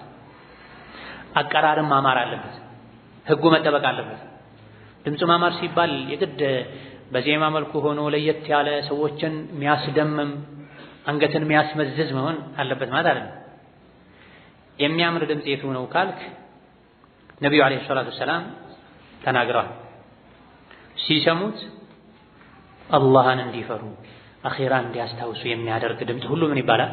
ያማረ ድምፅ ይባላል እንጂ ከንፈር የሚያስመጥጥ አንገት የሚያስነቀንቅ አይደለም። ጭራሽ በዚህ መልኩ ተረተውት የዘፈን ቅኝትን አምጥተው ቁርአን ውስጥ አስገብተው ሰውን ካላስጨፈርኩም ማለት ደረጃ የሚደርሱ ሰዎች አሉ በአቀራራቸው። ይሄ ገለጥ ነው፣ የተጠላ ነው እንዲህ አይነት አቀራር። ተልሂን በመቃማት መቅራት፣ በዘፈን ቅኝቶች በመቃም መቅራት የተወገዘ። መንቀራው ሰዎችን ለማስደመም ሳይሆን ለመገሰጽና ለመምከር፣ ራስ ለመመከር ሌሎችን ለመምከር። ያማረ ድምፅ የቱ ነው አሉ ሐዲስ ላይ ስትቀራው ሲሰማ አላህን እንዲያስታውሱ አላህን እንዲፈሩ የቀራ ያለው ሰው አላህን የቀራ ነው የሚያስብል አይነት ድምፅ ሁሉ ያማረ ድምፅ። ከዚህ ጋር ድምፁ በተፈጥሮ የሚያምር ቢሆን ጥሩ ድምፆችን ነቢ አድንቀዋል አለይሂ ሰላቱ ወሰላም። የአቡ ሙሳን አቀራር አድንቀዋል። የሳልም መውላ አቢ ሁዘይፋን አቀራር አድንቀዋል። ከእሳቸው ኡመት ውስጥ እንደዚህ አይነት አቀራር የሚችል ሰው በመኖሩ ተደስተዋል። አይሻ አንዴ ውጭ ሲቆዩባቸው የት ሄደሽ ነው ሲሏቸው የሆነ ሰው ቁርአን የቀራ ነበር እሱን ቆሜ እየሰማሁ ነበር ብሏቸው፣ ከዛ የድምፁን ማማር ሲነግሯቸው ነቢዩ ተከትለው ሄደው ሰምተዋል፣ ደስ ብሏቸው። አቡ ሙሳንም እንደዚሁ አቀራራቸውን ሰምተው አድንቀዋቸዋል። እርሶ እየሰሙ እንደሆነ ባውቅማ የበለጠ ደስ እንዲሎት እንዲማረኩ አሳምሩሎት ነበር ብሏቸው። የዳውድን አይነት ድምፅ አላህ ሰጥቶሃል ብለው አድንቀዋቸው። የነቢዩ ባለቤቶች ነቢ ከሞቱ በኋላ እየጠሩ ቁርአን ያስቀሯቸው ነበር። ቁርአን ቅሩልኝ ብሏቸው። ስለዚህ በአማረ ድምፅ ቁርአን መቀራቱ ለቁርአኑ ይበልጥ ውበት ይጨምርለታል፣ ይበልጥ ይገስጻል። ነገር ግን እኔ የምገሰጸው በሚያምር ድምፅ ብቻ ስሰማው ነው መባል የለበትም። ይሄኔ ችግሩ ትስስሩ ከድምፁ ጋር ሆነ ማለት ነው። ቁርአን በየትኛውም ድምፅ ይቀራ፣ ቁርአን በራሱ ሊመክረን ይገባል። ማን ነው የሚያሰግደው ዛሬ ብለው የሚጠይቁ ሰዎች አሉ። እገሌ ከሆነ የሚያሰግደው እዚህ ይሰግዳሉ፣ እገሌ የሚያሰግድ ካልሆነ ሌላ መስጂድ እሄዳለሁ የሚሉ ሰዎች አሉ። ከተጀመረ በኋላ አቋርጠው የሚወጡ ሰዎች አሉ። ማ ሀዳ ያ አብደላህ ተዕቡዱል አስዋት፣ ድምፅ እያመለክ ነው። በምንም መልኩ ይቀራ ቁርአን በቁርአንነቱ ሊገሰን ይገባል። አዎ በጥሩ ድምፅ በጥሩ አቀራር ሲቀራ የበለጠ ልብ ይሰበስባል። ግን አንተ የድምፅ ፍቅር ነው የያዘህ ማለት ነው። እገሌ ካላሰገደ እገሌ ካልቀራ አይጣፍጠኝም የምትል ከሆነ አይሆንም፣ አይገባም። የዘመኑ አቀራሮች አብዛኞቹ ከዘፈን ማይተናነሱ ናቸው ቅኝታቸው። የዘፈን ቅኝት ትምህርት የሚሰጥበት ቦታ ላይ ሄደው ተምረው በዛ አቀራር ቁርአን የሚቀሩ ሰዎች አሉ። ይሄ ሐራም ነው፣ ወንጀል። ሰው በጠቢዓው መቅራት አለ፣ በሰዲቃው መቅራት አለ፣ በራሱ ተፈጥሮ ረጋ ብሎ መቅራት አለ። ተቅሊድ ሰው አስመስሎ መቅራት ይቻላል አይቻልም፣ ኺላፍ አለበት። ግልጽ የሆነ የሚከለክል ነገር የለም። ሳይቸገሩ የሰው ድምፅ ማስመሰል ከተቻለ ጥሩ። ከማስመሰል የራስን ድምፅ መቅራቱ በላጭ። ተረጋግተ መቅራት የምችለው የራስ ድምፅ ሲሆን፣ ሲቀራ ድምፅ ማማር አለበት በልክ ወሰን ሳያልፍ። ድምፅ ለማሳመር ተብሎ ተጅዊድ የሚሰባብሩ ሰዎች አሉ፣ የሚጨናነቁ ሰዎች አሉ። ያ መሆን የለበትም።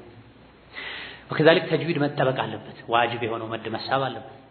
ኢድጋም ይኽፋው መጠበቅ አለበት። ተጅዊድ ላይ በጣም ማጥበቅም አይገባም። ተጅዊድን በጣም ቸላ ማለትም አይገባም። ወሁወ ዚነቱል አዳኢ ወቲላወቲ፣ ተጅዊድ የንባብ ጌጥ ነው፣ ውበቱ ነው። መን ለም የተገነ ቢልቁርአን ፈለይሰ ሚና ብለዋል ነብዩ ሰለላሁ ዐለይሂ ወሰለም በአንድ ተፍሲሩ። ቁርአንን በዜማ ማይቀራ ሰው ያኒ ካፍንጫ የሚወጣውን ኢነለዚነ ሱመ እያለ ያ ዜማ ማይቀራ ሰው ከኛ አይደለም ብለዋል ነብዩ ሰለላሁ ዐለይሂ ወሰለም። ስለዚህ ተራዊህ ላይ ሩጫ ስለሚበዛ ጉናን የሚተው ድጋምን የሚተው አሉ፣ መድን የሚተው አሉ።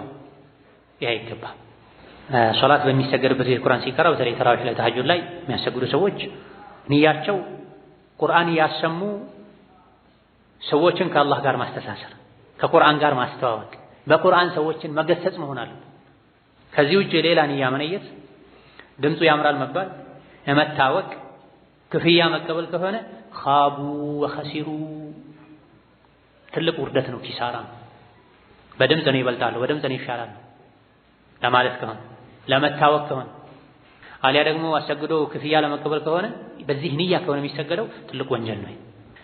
ፈዘኪር ቢልቁርአን መን የኻፉ ወዒድ። ጥሩ ድምፅ ያለው ሰው የቁርአኑን ተፍሲሩን ባያውቀው አሳምሮ በመቅራቱ ሰዎች ከተገሰጹ ተፍሲር የሚያስተምሩ ሰዎች የሚያገኙትን አይነት አጅር ያገኛል። የሚያሰግዱ ሰዎች፣ ቁርአን የሚቀሩ ሰዎች ዓላማቸው፣ መልእክታቸው፣ ታርጌታቸው ይሄ መሆን አለበት። እኔ ቁርአን ምቀራው ያሰገድኩም ልቅራ፣ መስጂድ ሰው ባገኘው አጋጣሚ አዳራሻው ልቅራ፣ በዘመናዊ መንገድ ሪከርድ ተደርጎም የሚሰራጨውን ልቅራ። ዓላማዬ ምንድን ነው?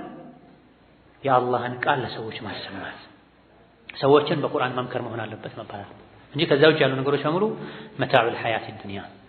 ቁርአን ደግሞ የዱንያ ቅርሽና ፍሉስ የሚፈለግበት አይደለም አበደን። ከዛ ከፍ ያለ ቁርአንን ቅሩት አትብሉበት፣ ቀርተው የሚበሉበት ሰዎች ከመምጣታቸው በፊት ብለዋል ነብዩ አለይሂ ሰላቱ ወሰላም። ቀርተው የሚበሉበት ሰዎች አሉ፣ የሚለምኑበት ሰዎች አሉ ብለዋል። ወከዛሊክ አሰጋጅ ሲያሰግድ ከፊቱ ያለውን አላህን እንጂ ማሰብ ያለበት ከኋላው ያለውን እንቅልፋም ሰው ማሰብ የለበትም። ሰዎች ምን ሉኛል ያሉ የሚንቀጠቀጡ ሰዎች አሉ። አንድ የሚቀሩት ከጠፋባቸውማ ሚዝሉ ሰዎች አሉ፣ በላ የሚጠመቁ ሰዎች አሉ። ይሄ ከፊት ያለውን አላህን ረስቶ ከኋላ ያለውን ደካማ ፍጡርን የማሰብ ምልክት። አንዳንድ ሰዎች ማሰገድ ይፈራሉ፣ ይጨንቃቸዋል። ከተሳሳት ብሎ ይፈራሉ። ተሳሳት ወንድሞች አሉ ከኋላ ያርሙሃል። የሰውነት ባህሪ ነው መሳሳት። ምንድነው? ሰውነት። ሰው ሆኖ ማይሳሳት የለም። ነቢ ተሳስተዋል ሲቀሩ አለይሂ ሰላቱ ወሰላም። ከተሳሳትኩ ብሎ መፍራት፣ ሩኩዕ ላይ ስጁድ ላይ ሊሆን ይችላል መፍራቱ፣ እሳሳታለሁ። ቅራአት ላይ ሊሆን ይችላል። ይሄን ፈርቶ ሶላት ላይ መንቀጥቀጥ ወይም አላሰግድም ማለት ከፊት ያለውን አላህን መፍራት ትቶ ከኋላ ያሉ ሰዎችን መፍራት። ሰዎች ሌላ ዓለም ነው ያሉት፣ ጥቂቶች ናቸው አንተን ሶላት ላይ የሚያስታውሱ። ሰሚዐ አላሁ ሊመን ሐሚደ ማለቱን ትተህ አላሁ አክበር ብለህ ብትነሳ ማያስታውሰዋል። የፋቲሓ ቦታ ላይ ተሸሁድን ብታነበንብለት ልብ ማይላል። በጣም ጥቂቶች ናቸው ሶላት ላይ እውነትም ሶላት ውስጥ የሚሆኑት እንጂ አብዛኛው ሰው ከአንተ ሩቅ ነው። ስለዚህ ይሄን አንተን የሚረሳህን ሰው እርሳውና ከማን ጋር ሁን? የፊት ለፊት ካለው ከፊትህ ካለው ከላይ ካለው ከአላህ ጋር ሁን። ተረጋግተህ መስገድ ማሰገድ ትችላለህ። ኢማም ያሰገደ ከተሳሳተ ማረም መሽሩዕ ነው፣ የተፈቀደ ነው። አንዳንዶች ሱና ነው ብለው ጃኢዝ ነው ብለው። ዋጅብ ግን የሚሆነው ፋቲሐን ከተሳሳተ ብቻ ነው ማረሙ ግዴታ የሚሆነው። ፈርድም ይሁን ሱና ሶላት፣ ተራዊህ ላይ፣ ተሐጁድ ላይ፣ አምስት ወቅት ሶላት፣ የጃህር ሶላት ላይ ኢማም ሲሳሳት ማረም የተፈቀደ ነው፣ ሱና ነው ማለትም እንችላለን። ዋጅብ የሚሆነው መቼ ነው? ፋቲሐ ላይ ከተሳሳተ ብቻ ነው። ፋቲሐ ላይ የተሳሳተን ሰው ከኋላው የሚሰግድም ሰው ዝም ብሎ ቁጭ ብሎ የሚቀራም ሰው የተሳሳተን ሰው ማረም አለበት። ከዛ በተረፈ ከፋቲሐ ውጪ ያለው ሱና ነው። ነብዩ አለይሂ ሰላቱ ሰላም ሲሳሳቱ ሰሐቦቻቸው ዝም ብለዋቸው ሶላቱ ካለቀ በኋላ ኡበይ ከኔ ጋር አልሰገድክም እንዴ? አልሰገደም እንዴ? አይሰግጃም። ታዲያ ለምን ዝም አልከኝ? ለምን አላስታወስከኝም የጠፋኝን? አለ ነብዩ ሰለላሁ ዐለይሂ ወሰለም። ሶላት ሲሰግዱ አሰጋጆች በተሳሳቱ ቁጥር ሁሉም ለማረም መቸኮል የለበትም። ይሄ ትልቅ ስህተት ነው። አንዳንድ ሊቃውንት በተለይ ሻፊዒዮች በጣም ሩቅ የሆነ ድምፁ ኢማሙ ጋር ደርሶ እንደሚታረምበት እርግጠኛ ያልሆነ ወይም እሱ ራሱ ለማረም የሚሰጠው ምርጫ የሚቀራው ትክክል ኢማሙ የተሳሳተውን የሚያርም መሆኑን ሳያረጋግጥ ዝም ብሎ የመጣለትን የተናገረ ሰው ያነበበ ሰው ሶላቱ ይበላሻል። ሱረቱል በቀራ እየቀራ ወደ ሱረቱን ነህል ሊሄድ ይችላል። ኢማሙ ተመሳሳይ አንቀጾች አሉ። በቀራ እየቀራ ማኢዳ ሊሄድ ይችላል። ተመሳሳይ አንቀጾች አሉ። አዕራፍ እየቀራ ዩኑስ ሊገባ ይችላል። ተመሳሳይ አንቀጾች አሉ። አንተ የሆነ ትዝ ያለህ ነገር ስላለ ብቻ ትክክል ያልሆነውን ብትቀራ ሶላት ይበላሻል። በሻፊዒዎች መተብ አንዳንዶች ሩቅ የሆንክ ውጭ ሆነህ ሳለ መጨረሻ ሆነህ ሳለ ኢማሙ ጋር እንደሚደርስ መቶ እርግጠኛ ሳትሆን ትክክለኛውን አንቀጽ ብትቀራ ሶላት ይበላሻል። ሴቶች እንደዚህ የሴቶች መስጂድ ላይ ሆነው ኢማም ስለተሳሳተ ስለሚችሉ ብቻ ቢቀሩ አይገባም። ስለዚህ አደብ አለ፣ ኢማምን ለማረም አደብ አለ። ኢብኑ አቢ ሸይባ ረሂመሁላህ ተዓላ ሙሰነፋቸው ላይ ከዓሊ እንደዘገቡት ኢዘ ስተጥዐመከ አልኢማሙ ፈአጥዒምሁ ብለዋል። ሰነዱ ከላም እንዳለበት ተነግሯል። ነገር ግን አደቡም ይሄ ነው። ኢማም አብላኝ ካለህ አብላዋል፣ ኢማም አጉርሰኝ ካለህ አጉርሰዋል። ምን ማለት ነው? እየቀራ ነበረ፣ ጠፋበት፣ ቆመ፣ ተዘጋበት በሩ። ፈትሕ የሚባለው ለዚህ ነው፣ መክፈት ማለት ነው። እየቀራ ነበር፣ ተዘጋበት፣ ቆመ፣ ክፈትልኝ አለ። ዝም በማለት ክፈትለት። ይሄን እየቀራ ነበረ፣ ቆመበት፣ አጉርሰኝ አለ፣ ጠፋው፣ አጉርሶ ይሄን እንጂ ለመተንፈስ ዝም ማለት አይችሉም። አንዳንድ ኢማሞች አንዳንድ ቦታ በተለይ ሱረት ያሲን ሲቀራ ብዙ ሰዎች የሚያውቋቸው ሱራዎች ሲቀሩ ኢማም መተንፈስ አይችልም፣ ማስተንተን አይችልም፣ ማስተሳሰር አይችልም። አንዳንዴ ይቀሩና አሰጋጆች የሆነ ቦታ ይቆማሉ። ወቅፍና ኢብቲዳእ ይባላል። ከትልልቅ የተጅዊድ ነጥቦች የዑሉም አልቁርአን ነጥቦች አንዱ ወቅፍና ኢብቲዳእ ነው። ወለይሰ ፊልቁርአን ሚን ወቅፍን ወጀብ ወላ ሐራምን ገይረ ማ ለሁ ሰበብ። አንዳንድ አቋቋሞች ሐራም ሁሉ ይሆናል፣ ወንጀል ይሆናል። አንዳንድ አቋቋሞች፣ አንዳንድ አጀማመሮችም እንደዚሁ። ስለዚህ አቋቋምና አጀማመር ራሱን የቻለ ፍቅህና ግንዛቤ አለው። ኢማሙ እየቀራ ትንፋሽ አጥሮት ይቆማል። የቆመበት ቃል ማይቻልበት ወይም ጥሩ ያልሆነ ወቅፍ ሐሰን ያልሆነ ምናልባትም ቀቢህ የሆነና ተመልሶ አስተሳስሮ መጀመር ፈልጎ ቆም ይላል። ከየትኛው ቃል ልጀምር ብሎ በዚህ መሃል የሚችሉ ሁሉ ከኋላ እርዳታ ሳይጠየቁ እርዳታ ለማቅረብ ይሞክራል። አይገባም። ጋጋታን ይፈጥራል፣ ኢማሙንም ያደናብራል። ስለዚህ ለኢማም አንድ የሚያርም ሰው በቅርብ ይመደባል። ኢማሙ ሐፊዝ ካልሆነ ለራሱ የሚሰግድ ሰው ሒፍዝ ከሌለው ቁርአንም ይሁን ስልክ ሐሳቡን በማይሰርቅ መልኩ ይዞ መቅራት ይችላል። ኢማም ያሰገደ የሚያርም ሰውም እዚህ ተመድቦ ሳለ በየቦታው ቁርአን ይዞ መቅራት አይቻልም። ሶላቱን ሁሉ ሊያበላሽ ይችላል። እጅ እዚህ ጋር መቀመጥ አለበት ብለናል ቅድም። እጅን እዚህ ጋር ማስቀመጡን ይቃረናል። ሱጁድ ሩኩዕ ሲያደርጉ ቁርአኑን ብብታቸው ውስጥ የሚወሽቁ አሉ። ቁርአን ብብት ውስጥ አይደረግም። መሬት ላይ የሚያስቀምጡ አሉ። ቁርአን መሬት ላይ አይቀመጥም። ልክ አንድ ሩኩዕ ተነስተው ወደ ሁለተኛው ሲገቡ የቱ ጋር እንዳለ ኢማሙ ጠፍቷቸው 3 4 5 ገጾችን ወደፊት ወደ ኋላ የሚሉ አሉ። አታድርግ ሲባሉ አንዳንዶች ተጅዊድ መቅራት ፈልጌ ነው ይላሉ። ሱብሃንአላህ ሶላት ውስጥ ተጅዊድ ትቀራለህ? ማን ያለ? በስሜት በግምት መጓዝ የለብንም። ተጅዊድን ሌላ ሰዓት ቅራ፣ ይሄ ሶላት ሰዓት። ስለዚህ ለኢማምና ኢማምን ለሚያርም ሰው እንጂ ቁርአን ይዞ መቅራት አይቻልም። ለብቻው የሚሰግድ ሰው ሐፊዝ ካልሆነ ይችላል። ታዲያ ከኢማም ኋላ ሐፊዝም ቢሆን ለጥንቃቄ ቁርአን ይዞ መከታተል ያለበት ሰው ስለሚመደብ ከኋላ ያሉ ሰዎች ዝም ነው ማለት ያለባቸው። እስኩት ያ አብደላህ እስኩት መን ሰከተ ነጃ። ከኢማም ኋላ ብዙ ሐፊዞች ይኖራሉ በእርግጠኝነት። እነሱ እንኳን ዝም የሚሉት ኢማሙ እንዳይደናበር ነው። 5 ሰው 6 ሰው ባንዴ ካረመው ኢማሙ የማንኛቸውን ነው የሚለየው የሚሰማው። ስለዚህ በየመስጂዱ የሚታይ እንደዚህ አይነት መተረማመስ መረባበሽ አለ። በሱና መስገድ መቻል አለብን። ኢማም ከተሳሳተ የሚያርመው ሰው መመደብ አለበት። በጥንቃቄ 2 ሰዎች መኖርም አለባቸው። አንዱ ከዘነጋ ሌላኛው የሚያርም። ሁሉም ነገር አይደለም ደግሞ የሚታረመው። ወካነ አላሁ ዓሊመን ሐኪማ የሚለውን ወካነ አላሁ ገፉረን ረሒማ ብሎ ቢቀረው አታርሙቶ። አልኢማሙ ሳዕዲ ረሒመሁላህ ተዓላ ደረሶቻቸው እነ ኢብኑ ዓቂል እና ኢብኑ ዑተይሚን እንደተናገሩት ኢብኑ ሳዕዲ ሲያሰግዷቸው የዓዛብን አንቀጽ በራሕመት የራሕመትን አንቀጽ በዓዛብ እስካልጠቀለልኩት ድረስ እንደዚሁ ደግሞ በዋውና በፋ የሚቀራ ፈ ተብሎ ነው ፈአማ ነው ወአማ ነው እንደዚህ አይነቱን አታርሙኝ ተውኛ ኹሹዕን አታጥፍብኝ ቢሆን ቢቻል ዋውን በዋው ፋውን በፋ ቢቀራ ድሮ አንዳንዴ ግን በጣም ሒፍዝ ላይ ሙስቅን ያልሆነ ሙሉ ጊዜውን ለሒፍዝ ሰጥቶ 24 ሰዓት በሒፍዝ ያልተጠመደ ሰው ሌላ ኃላፊነት ያለበት ሰው እንደዚህ አይነት ነገሮች ሊሰወሩበት ይችላል። ታዲያ ወካነ አላህ የሚለው ፈካነ አላህ ሊለው ይችላል። ፈካነ አላህ የሚለው ወካነ አላህ ሊለው ይችላል። ለዚህ ብለህ ኢማሙ ተመስጦ የቀራ የነበረውን አርመኸው ኹሹዕን አታጥፋብ። ወከዛሊክ ወካነ አላሁ ዓሊመን ሐኪማ የሚለውን ወካነ አላሁ ሰሚዐን በሲራ ብሎ ቀራው ተው። ይሄ ሐዲስም አለ ችግር የለውም። የቅጣትን አንቀጽ በራሕመት የራሕመትን አንቀጽ በቅጣት እስካላጠናቀቅ ድረስ ብለዋል ነብዩ ሰለላሁ ዐለይሂ ወሰለም በማዕና الحديث። ገፉረን ረሒማ የሚለውን አዳበን አሊማ በሚል አትቀይረው። ይሄ ነው ከባዱ 100% ተቃራኒ ይሆናል እንጂ ዓሊመን ሐኪማ የአላህ ባህሪ ነው፣ አዋቂ ነው፣ ጥበበኛ ነው። ሰሚዐን በሲራ የአላህ ባህሪ ነው፣ ሰሚም ነው፣ ተመልካች ነው። ለዚህ ብሎ ወደ ኋላ ተመለስ። እንደውም አንዳንድ ፉቃሃዎች እንደሚሉት ቀደምት ሙስሊሞች ሲሰግዱ ውጪ ሆነው ኢማሙ የሚሳሳተውን የሚመዘግቡ ነበሩ፣ ኢማሙን ላለመረበሽ። ምን ይደረጋል? ከዛ ረመዳን ላይ 30ውን ማክተም ሱና ነው ተብሎ ስለሚታመን ሙስተሐብ ነው ተብሎ ስለሚታመን ብዙ ቁርአን መቅራት ማይችሉ አሉ። ረመዳን ላይ ተራዊህ ላይ ሲከተም ቁርአን መቅራት እንኳን ማይችል ቁርአንን አድምጦ ይጨርሳልና ቁርአን ሲያልቅ ደግሞ ዱዓ ሙስተጃብ ነው የሚሉ የተለያዩ ምክንያቶች እንደርድረው 30 ጁዝ ቁርአን ላይ መከተም አለበት። ተራዊህ ላይ 30 ጁዝ መከተም አለበት። ታዲያ ኢማም ሲቀራ አንዳንዴ ሊይዘል ይችላል፣ ሊያጎል ይችላል። ባጎደለ ቁጥር መስጂዱ መበጥበጥ የለበትም። አጠገቡ ያለው ኢማም የሚያርም ሰው ከነገረው ካልተመለሰ የግድ ካልቆምኩ መባል የለበትም። የድምፅ ከፍታ ውድድር ውስጥ ይገባሉ። የድምፅ ከፍታ ውድድር ውስጥ ሁሉ ይገባሉ። ኢማሙ ያልሰማው መስሎት አብዝቶ ይጮሃል ኢማሙን ለመመለስ። አንዳንዴ ትክክለኛው ኢማሙ ሁሉ ሊሆን ከመቻሉ ጋር ታዲያ አንዳንዶች ምን ያደርጉ ነበር? ቀደምት ሙስሊሞች የሚመዘግብ ሰው ያስቀምጡ ነበር። ቁርአን ይዞ ይከታተላል። ኢማሙ የዘለላቸውን እገሌ በሚባለው ቀን እገሌ ከሚባለው ሱራ ይሄን አንቀጽ እገሌ በሚባለው ቀን ይላል። ከዛ ምን ይደረጋል? የመጨረሻው ቀን ላይ ረመዳን የመጨረሻው ቀን ላይ እነዚያ የተዘለሉትን ኢማሙ እንደገና አንዴ ይቀራቸዋል። ምን ሆነ ማለት ነው? መስጂዱ ላይ አንድ ቃል አንድ አንቀጽ ሳይጎደል ተከተመ ማለት። በዚህ ልክ መዝጋቢ አስቀምጦ የነበረው ለምንድን ነው? ኢማም ተሳስተሃል ተመለስ የግድ ተብሎ በጉልበት ማስቆም አልነበረም ማለት ሙስተሐብ ነው፣ መሽሩዕ ነው። ኢማሙ ከሰማ እርምቱን ተቀበለ፣ ካልሆነ ተው። ምን ካልሆነ በስተቀር ትልቅ ስህተት ካልተሳሳተ ማዕናን የሚቀይር መሳሳትን ካልተሳሳተ በስተቀር ይሄን ያስቆመው። ይሄ ራሱን የቻለ አደብ አለው። በዚህ አደብ መሰረት ማረም ይቻላል፣ ካልሆነ ዝም ማለት ነው። ማእሙም የሆነ ሰው የኢማሙን ድምፅ እስከሰማ ድረስ ምንም መቅራት የለበትም፣ ማድመጥ ብቻ ነው ያለበት።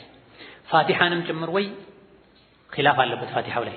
ከፋቲሐ በኋላ ያለን ቁርአን ኢማም ሲቀራ ማእሙም ሱራውን የሚችለው ስለሆነ ብቻ ከኢማም እኩል አብሮ መቅራት የለበትም። ይሄ ላይ ሁሉም ዑለሞች ይስማማሉ። አንዳንዴ ማእሙሞች የሚችሉትን ሱራ ኢማም ከቀራ መስጂዱ ውስጥ ወፍ እርግብ ያለ ሁሉ ይመስልሃል፣ አብረው እየቀሩ አይቻልም። ኢማሙ ገይረል መግዱቢ ዐለይሂም ወለዷሊን ብሎ አሚን ካለ በኋላ ያንተ ስራ መሆን ያለበት ምንድነው? ኢማሙ የሚቀራው ማድመጥ የምችለው ሱራ ቢሆንም ባይሆን አትሻሙኝ ቁርአንን ብለዋል ነብዩ ሰለላሁ ዐለይሂ ወሰለም። ቁርአንን አትሻሙኝ። አንዳንድ ዘገባዎች ከፋቲሃ ውጪ ምንም አትቅሩ ተብለዋል። ይሄ ዘገባ ትክክል ነው ያሉ ዑለሞች ፋቲሃን ግን ማሙም መቅራት አለበት አሉ። የጃህርም ቢሆን ራጂሑና ትክክለኛው ግን ከኢማም ኋላ ያለ ሰው የኢማሙን ቅራት እስከሰማ ድረስ ምንም መቅራት የለበትም። ፋቲሃን ያልቀራ ሶላት የለውም አልተባለም ወይ? ኢማም ከሆነ ወይም ለብቻው የሚሰግድ ከሆነ ከኢማም ጋር አብሮ የሚሰግድ ሰው የኢማሙ ቅርአት ለሱም ጭምር ነው። فإذا قرئ القرآن فاستمعوا له وأنصتوا ኢማም አሕመድ በፋቲሃ ፈሰረውታል። ቁርአን ከተቀራ ዝም በሉ ተብሏል። ኢብኑ ተይሚያ ምን አሉ ረሂመሁላህ ተዓላ ኢማሙም ይቅራ ማእሙሙም ይቅራ ብሎ ሸሪዓችን አያዝም፣ ይሄ ሰፈህ ነው አሉ። ዲነል እስላም ህግጋቶቹ በሙሉ ጥበብ ላይ ምክንያት ላይ የተመሰረቱ ናቸው። ያንዳንድ ህግጋቱ ጥበብ ላይ የተመሰረቱት ኢስላም ኢማምም ማእሙም አብረው ይቅሩ እንዴት ይላል? ኢማሙ ለምን ይደክማል ታዲያ? ለምን ጨክሎ ይቀራል? ኢማም አንተ ካልሰማው ማእሙሞች ዝም ብለው ካላደመጡ ኢማም ጨክሎ ይቅራ የተባለው ለምንድን ነው? መረባበሽ ምን አመጣው? ከዚህ ጃህሪያ ላይ ፋቲሃም ይሁን ሌሎችን ማእሙሞች ኢማሙን እስከሰሙ ድረስ ዝም ብለው ማድመጥ አለባቸው። ራጂሑ ይሄ ነው። ማስረጃዎች የሚያጠናክሩት የተሻለው ይሄ ነው እንጂ ሌሎች በርካታ ፉቃሃዎች ፋቲሃን ብቻ መቅራት ይቻላል ብላ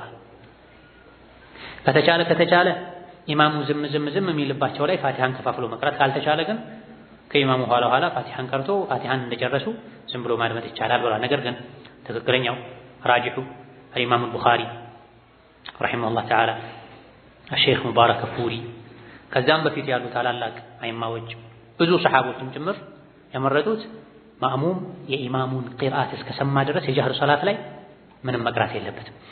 الإمام الألباني رحمه الله تعالى صفة صلاة النبي ተሰኘው ድንቅ ኪታባቸው ላይ نسخ القراءة وراء الإمام في الجهرية የሚል ባብ አስቀምጠዋል። نسخ القراءة መቅራት የተሰረዘ መሆኑን የሚያሳዩ ሐዲሶች ወራء الإمام ከኢማም ኋላ ሆኖ في الجهرية ጀህሪያ ላይ እሳቸው ምን የሚል እምነት አላቸው ማለት ነው። ይቀራ ፋቲሃ ከፋቲሃ ሌላ አትቅሩ ከኔ ኋላ ስትሆኑ የሚሉ ወዘተ ሁሉም ይቅራ የሚሉ ሐዲሶች የመጀመሪያ ህግ ነበሩ። ኋላ ላይ ከኢማም ኋላ ያለ ሰው ምንም አይቅራ የኢማሙ እስከሰማ ድረስ የሚል ህግ መጥቷል። ከዛ ምን አሉ? وقد كان أجاز للمؤتمين أن يقرؤوا بها وراء الإمام في الصلاة الجهرية ከኢማም ኋላ ጀህሪያ ላይ ፋቲሃን መቅራት ነብዩ መጀመሪያ ፈቅደው ነበር። አንዴ ፈጅር ሶላት እየቀሩ ሳለ ምላሳቸው ተሳሰረባቸው ነብዩ አሉ። ቀርተው ሰግደው ከጨረሱ በኋላ ከኋላ የቀራችሁ ነው እንዴ ብለው ሲጠይቁ አዎን አሏቸው ሰሃቦች። በደንብ አድርገን ነው ያ ረሱላህ አሏቸው ሪዋያው። ይሄኔ ነብይ ምን አሉ? ላ ተፍዐሉ ይሄን አታድርጉ ኢላ አን يقرأ أحدكم بفاتحة الكتاب ከፋቲሃ በስተቀር ምንም እንዳትቀሩ አሉ። ምክንያቱም ፋቲሃን ያልቀራ ሶላት የለውምና። ይሄ መጀመሪያ አካባቢ ነበር የተፈቀደው። ፋቲሃን ብቻ ከኢማም ኋላ ጀህሪያ ላይ መቅራት ተፈቅዶ ነበር አሉ። ثم ተራኺን ነው የሚያስይዘው። ከዛም ከጊዜ በኋላ ነሃሁም عن القراءة كلها في الجهرية ጀህሪያ ላይ መቅራትን ከለከሉ ነብዩ ሰለላሁ ዐለይሂ ወሰለም። ከኢማም ኋላ ጀህሪያ በድምጽ የሚቀራባቸው ሶላቶች ላይ ማሙም እንዳይቀራ ከለከሉ። መቼ ነው ይሄ የሆነው? وذلك حين من صرف في صلاة جهر فيها بالقراءة وفي رواية أنها صلاة الصبح የጀህር ሶላት ላይ ሆነ ወይም ከፈጅር ሶላት በኋላ ዞር አሉና ወደ ማሙሞች ምን አሉ? هل قرأ معي منكم أحد آنفا ቀደም ሰንሰግድ ከኔ ጋር አብሮ ከኋላ የቀራ ሰው አለ እንዴ ብለው ጠየቁ። فقال رجل نعم ከሱሐቦች መሃል አንድ ሰው ለነብዩ አዎን ያ ረሱላህ እኔ ቀርቻለሁ አላቸው።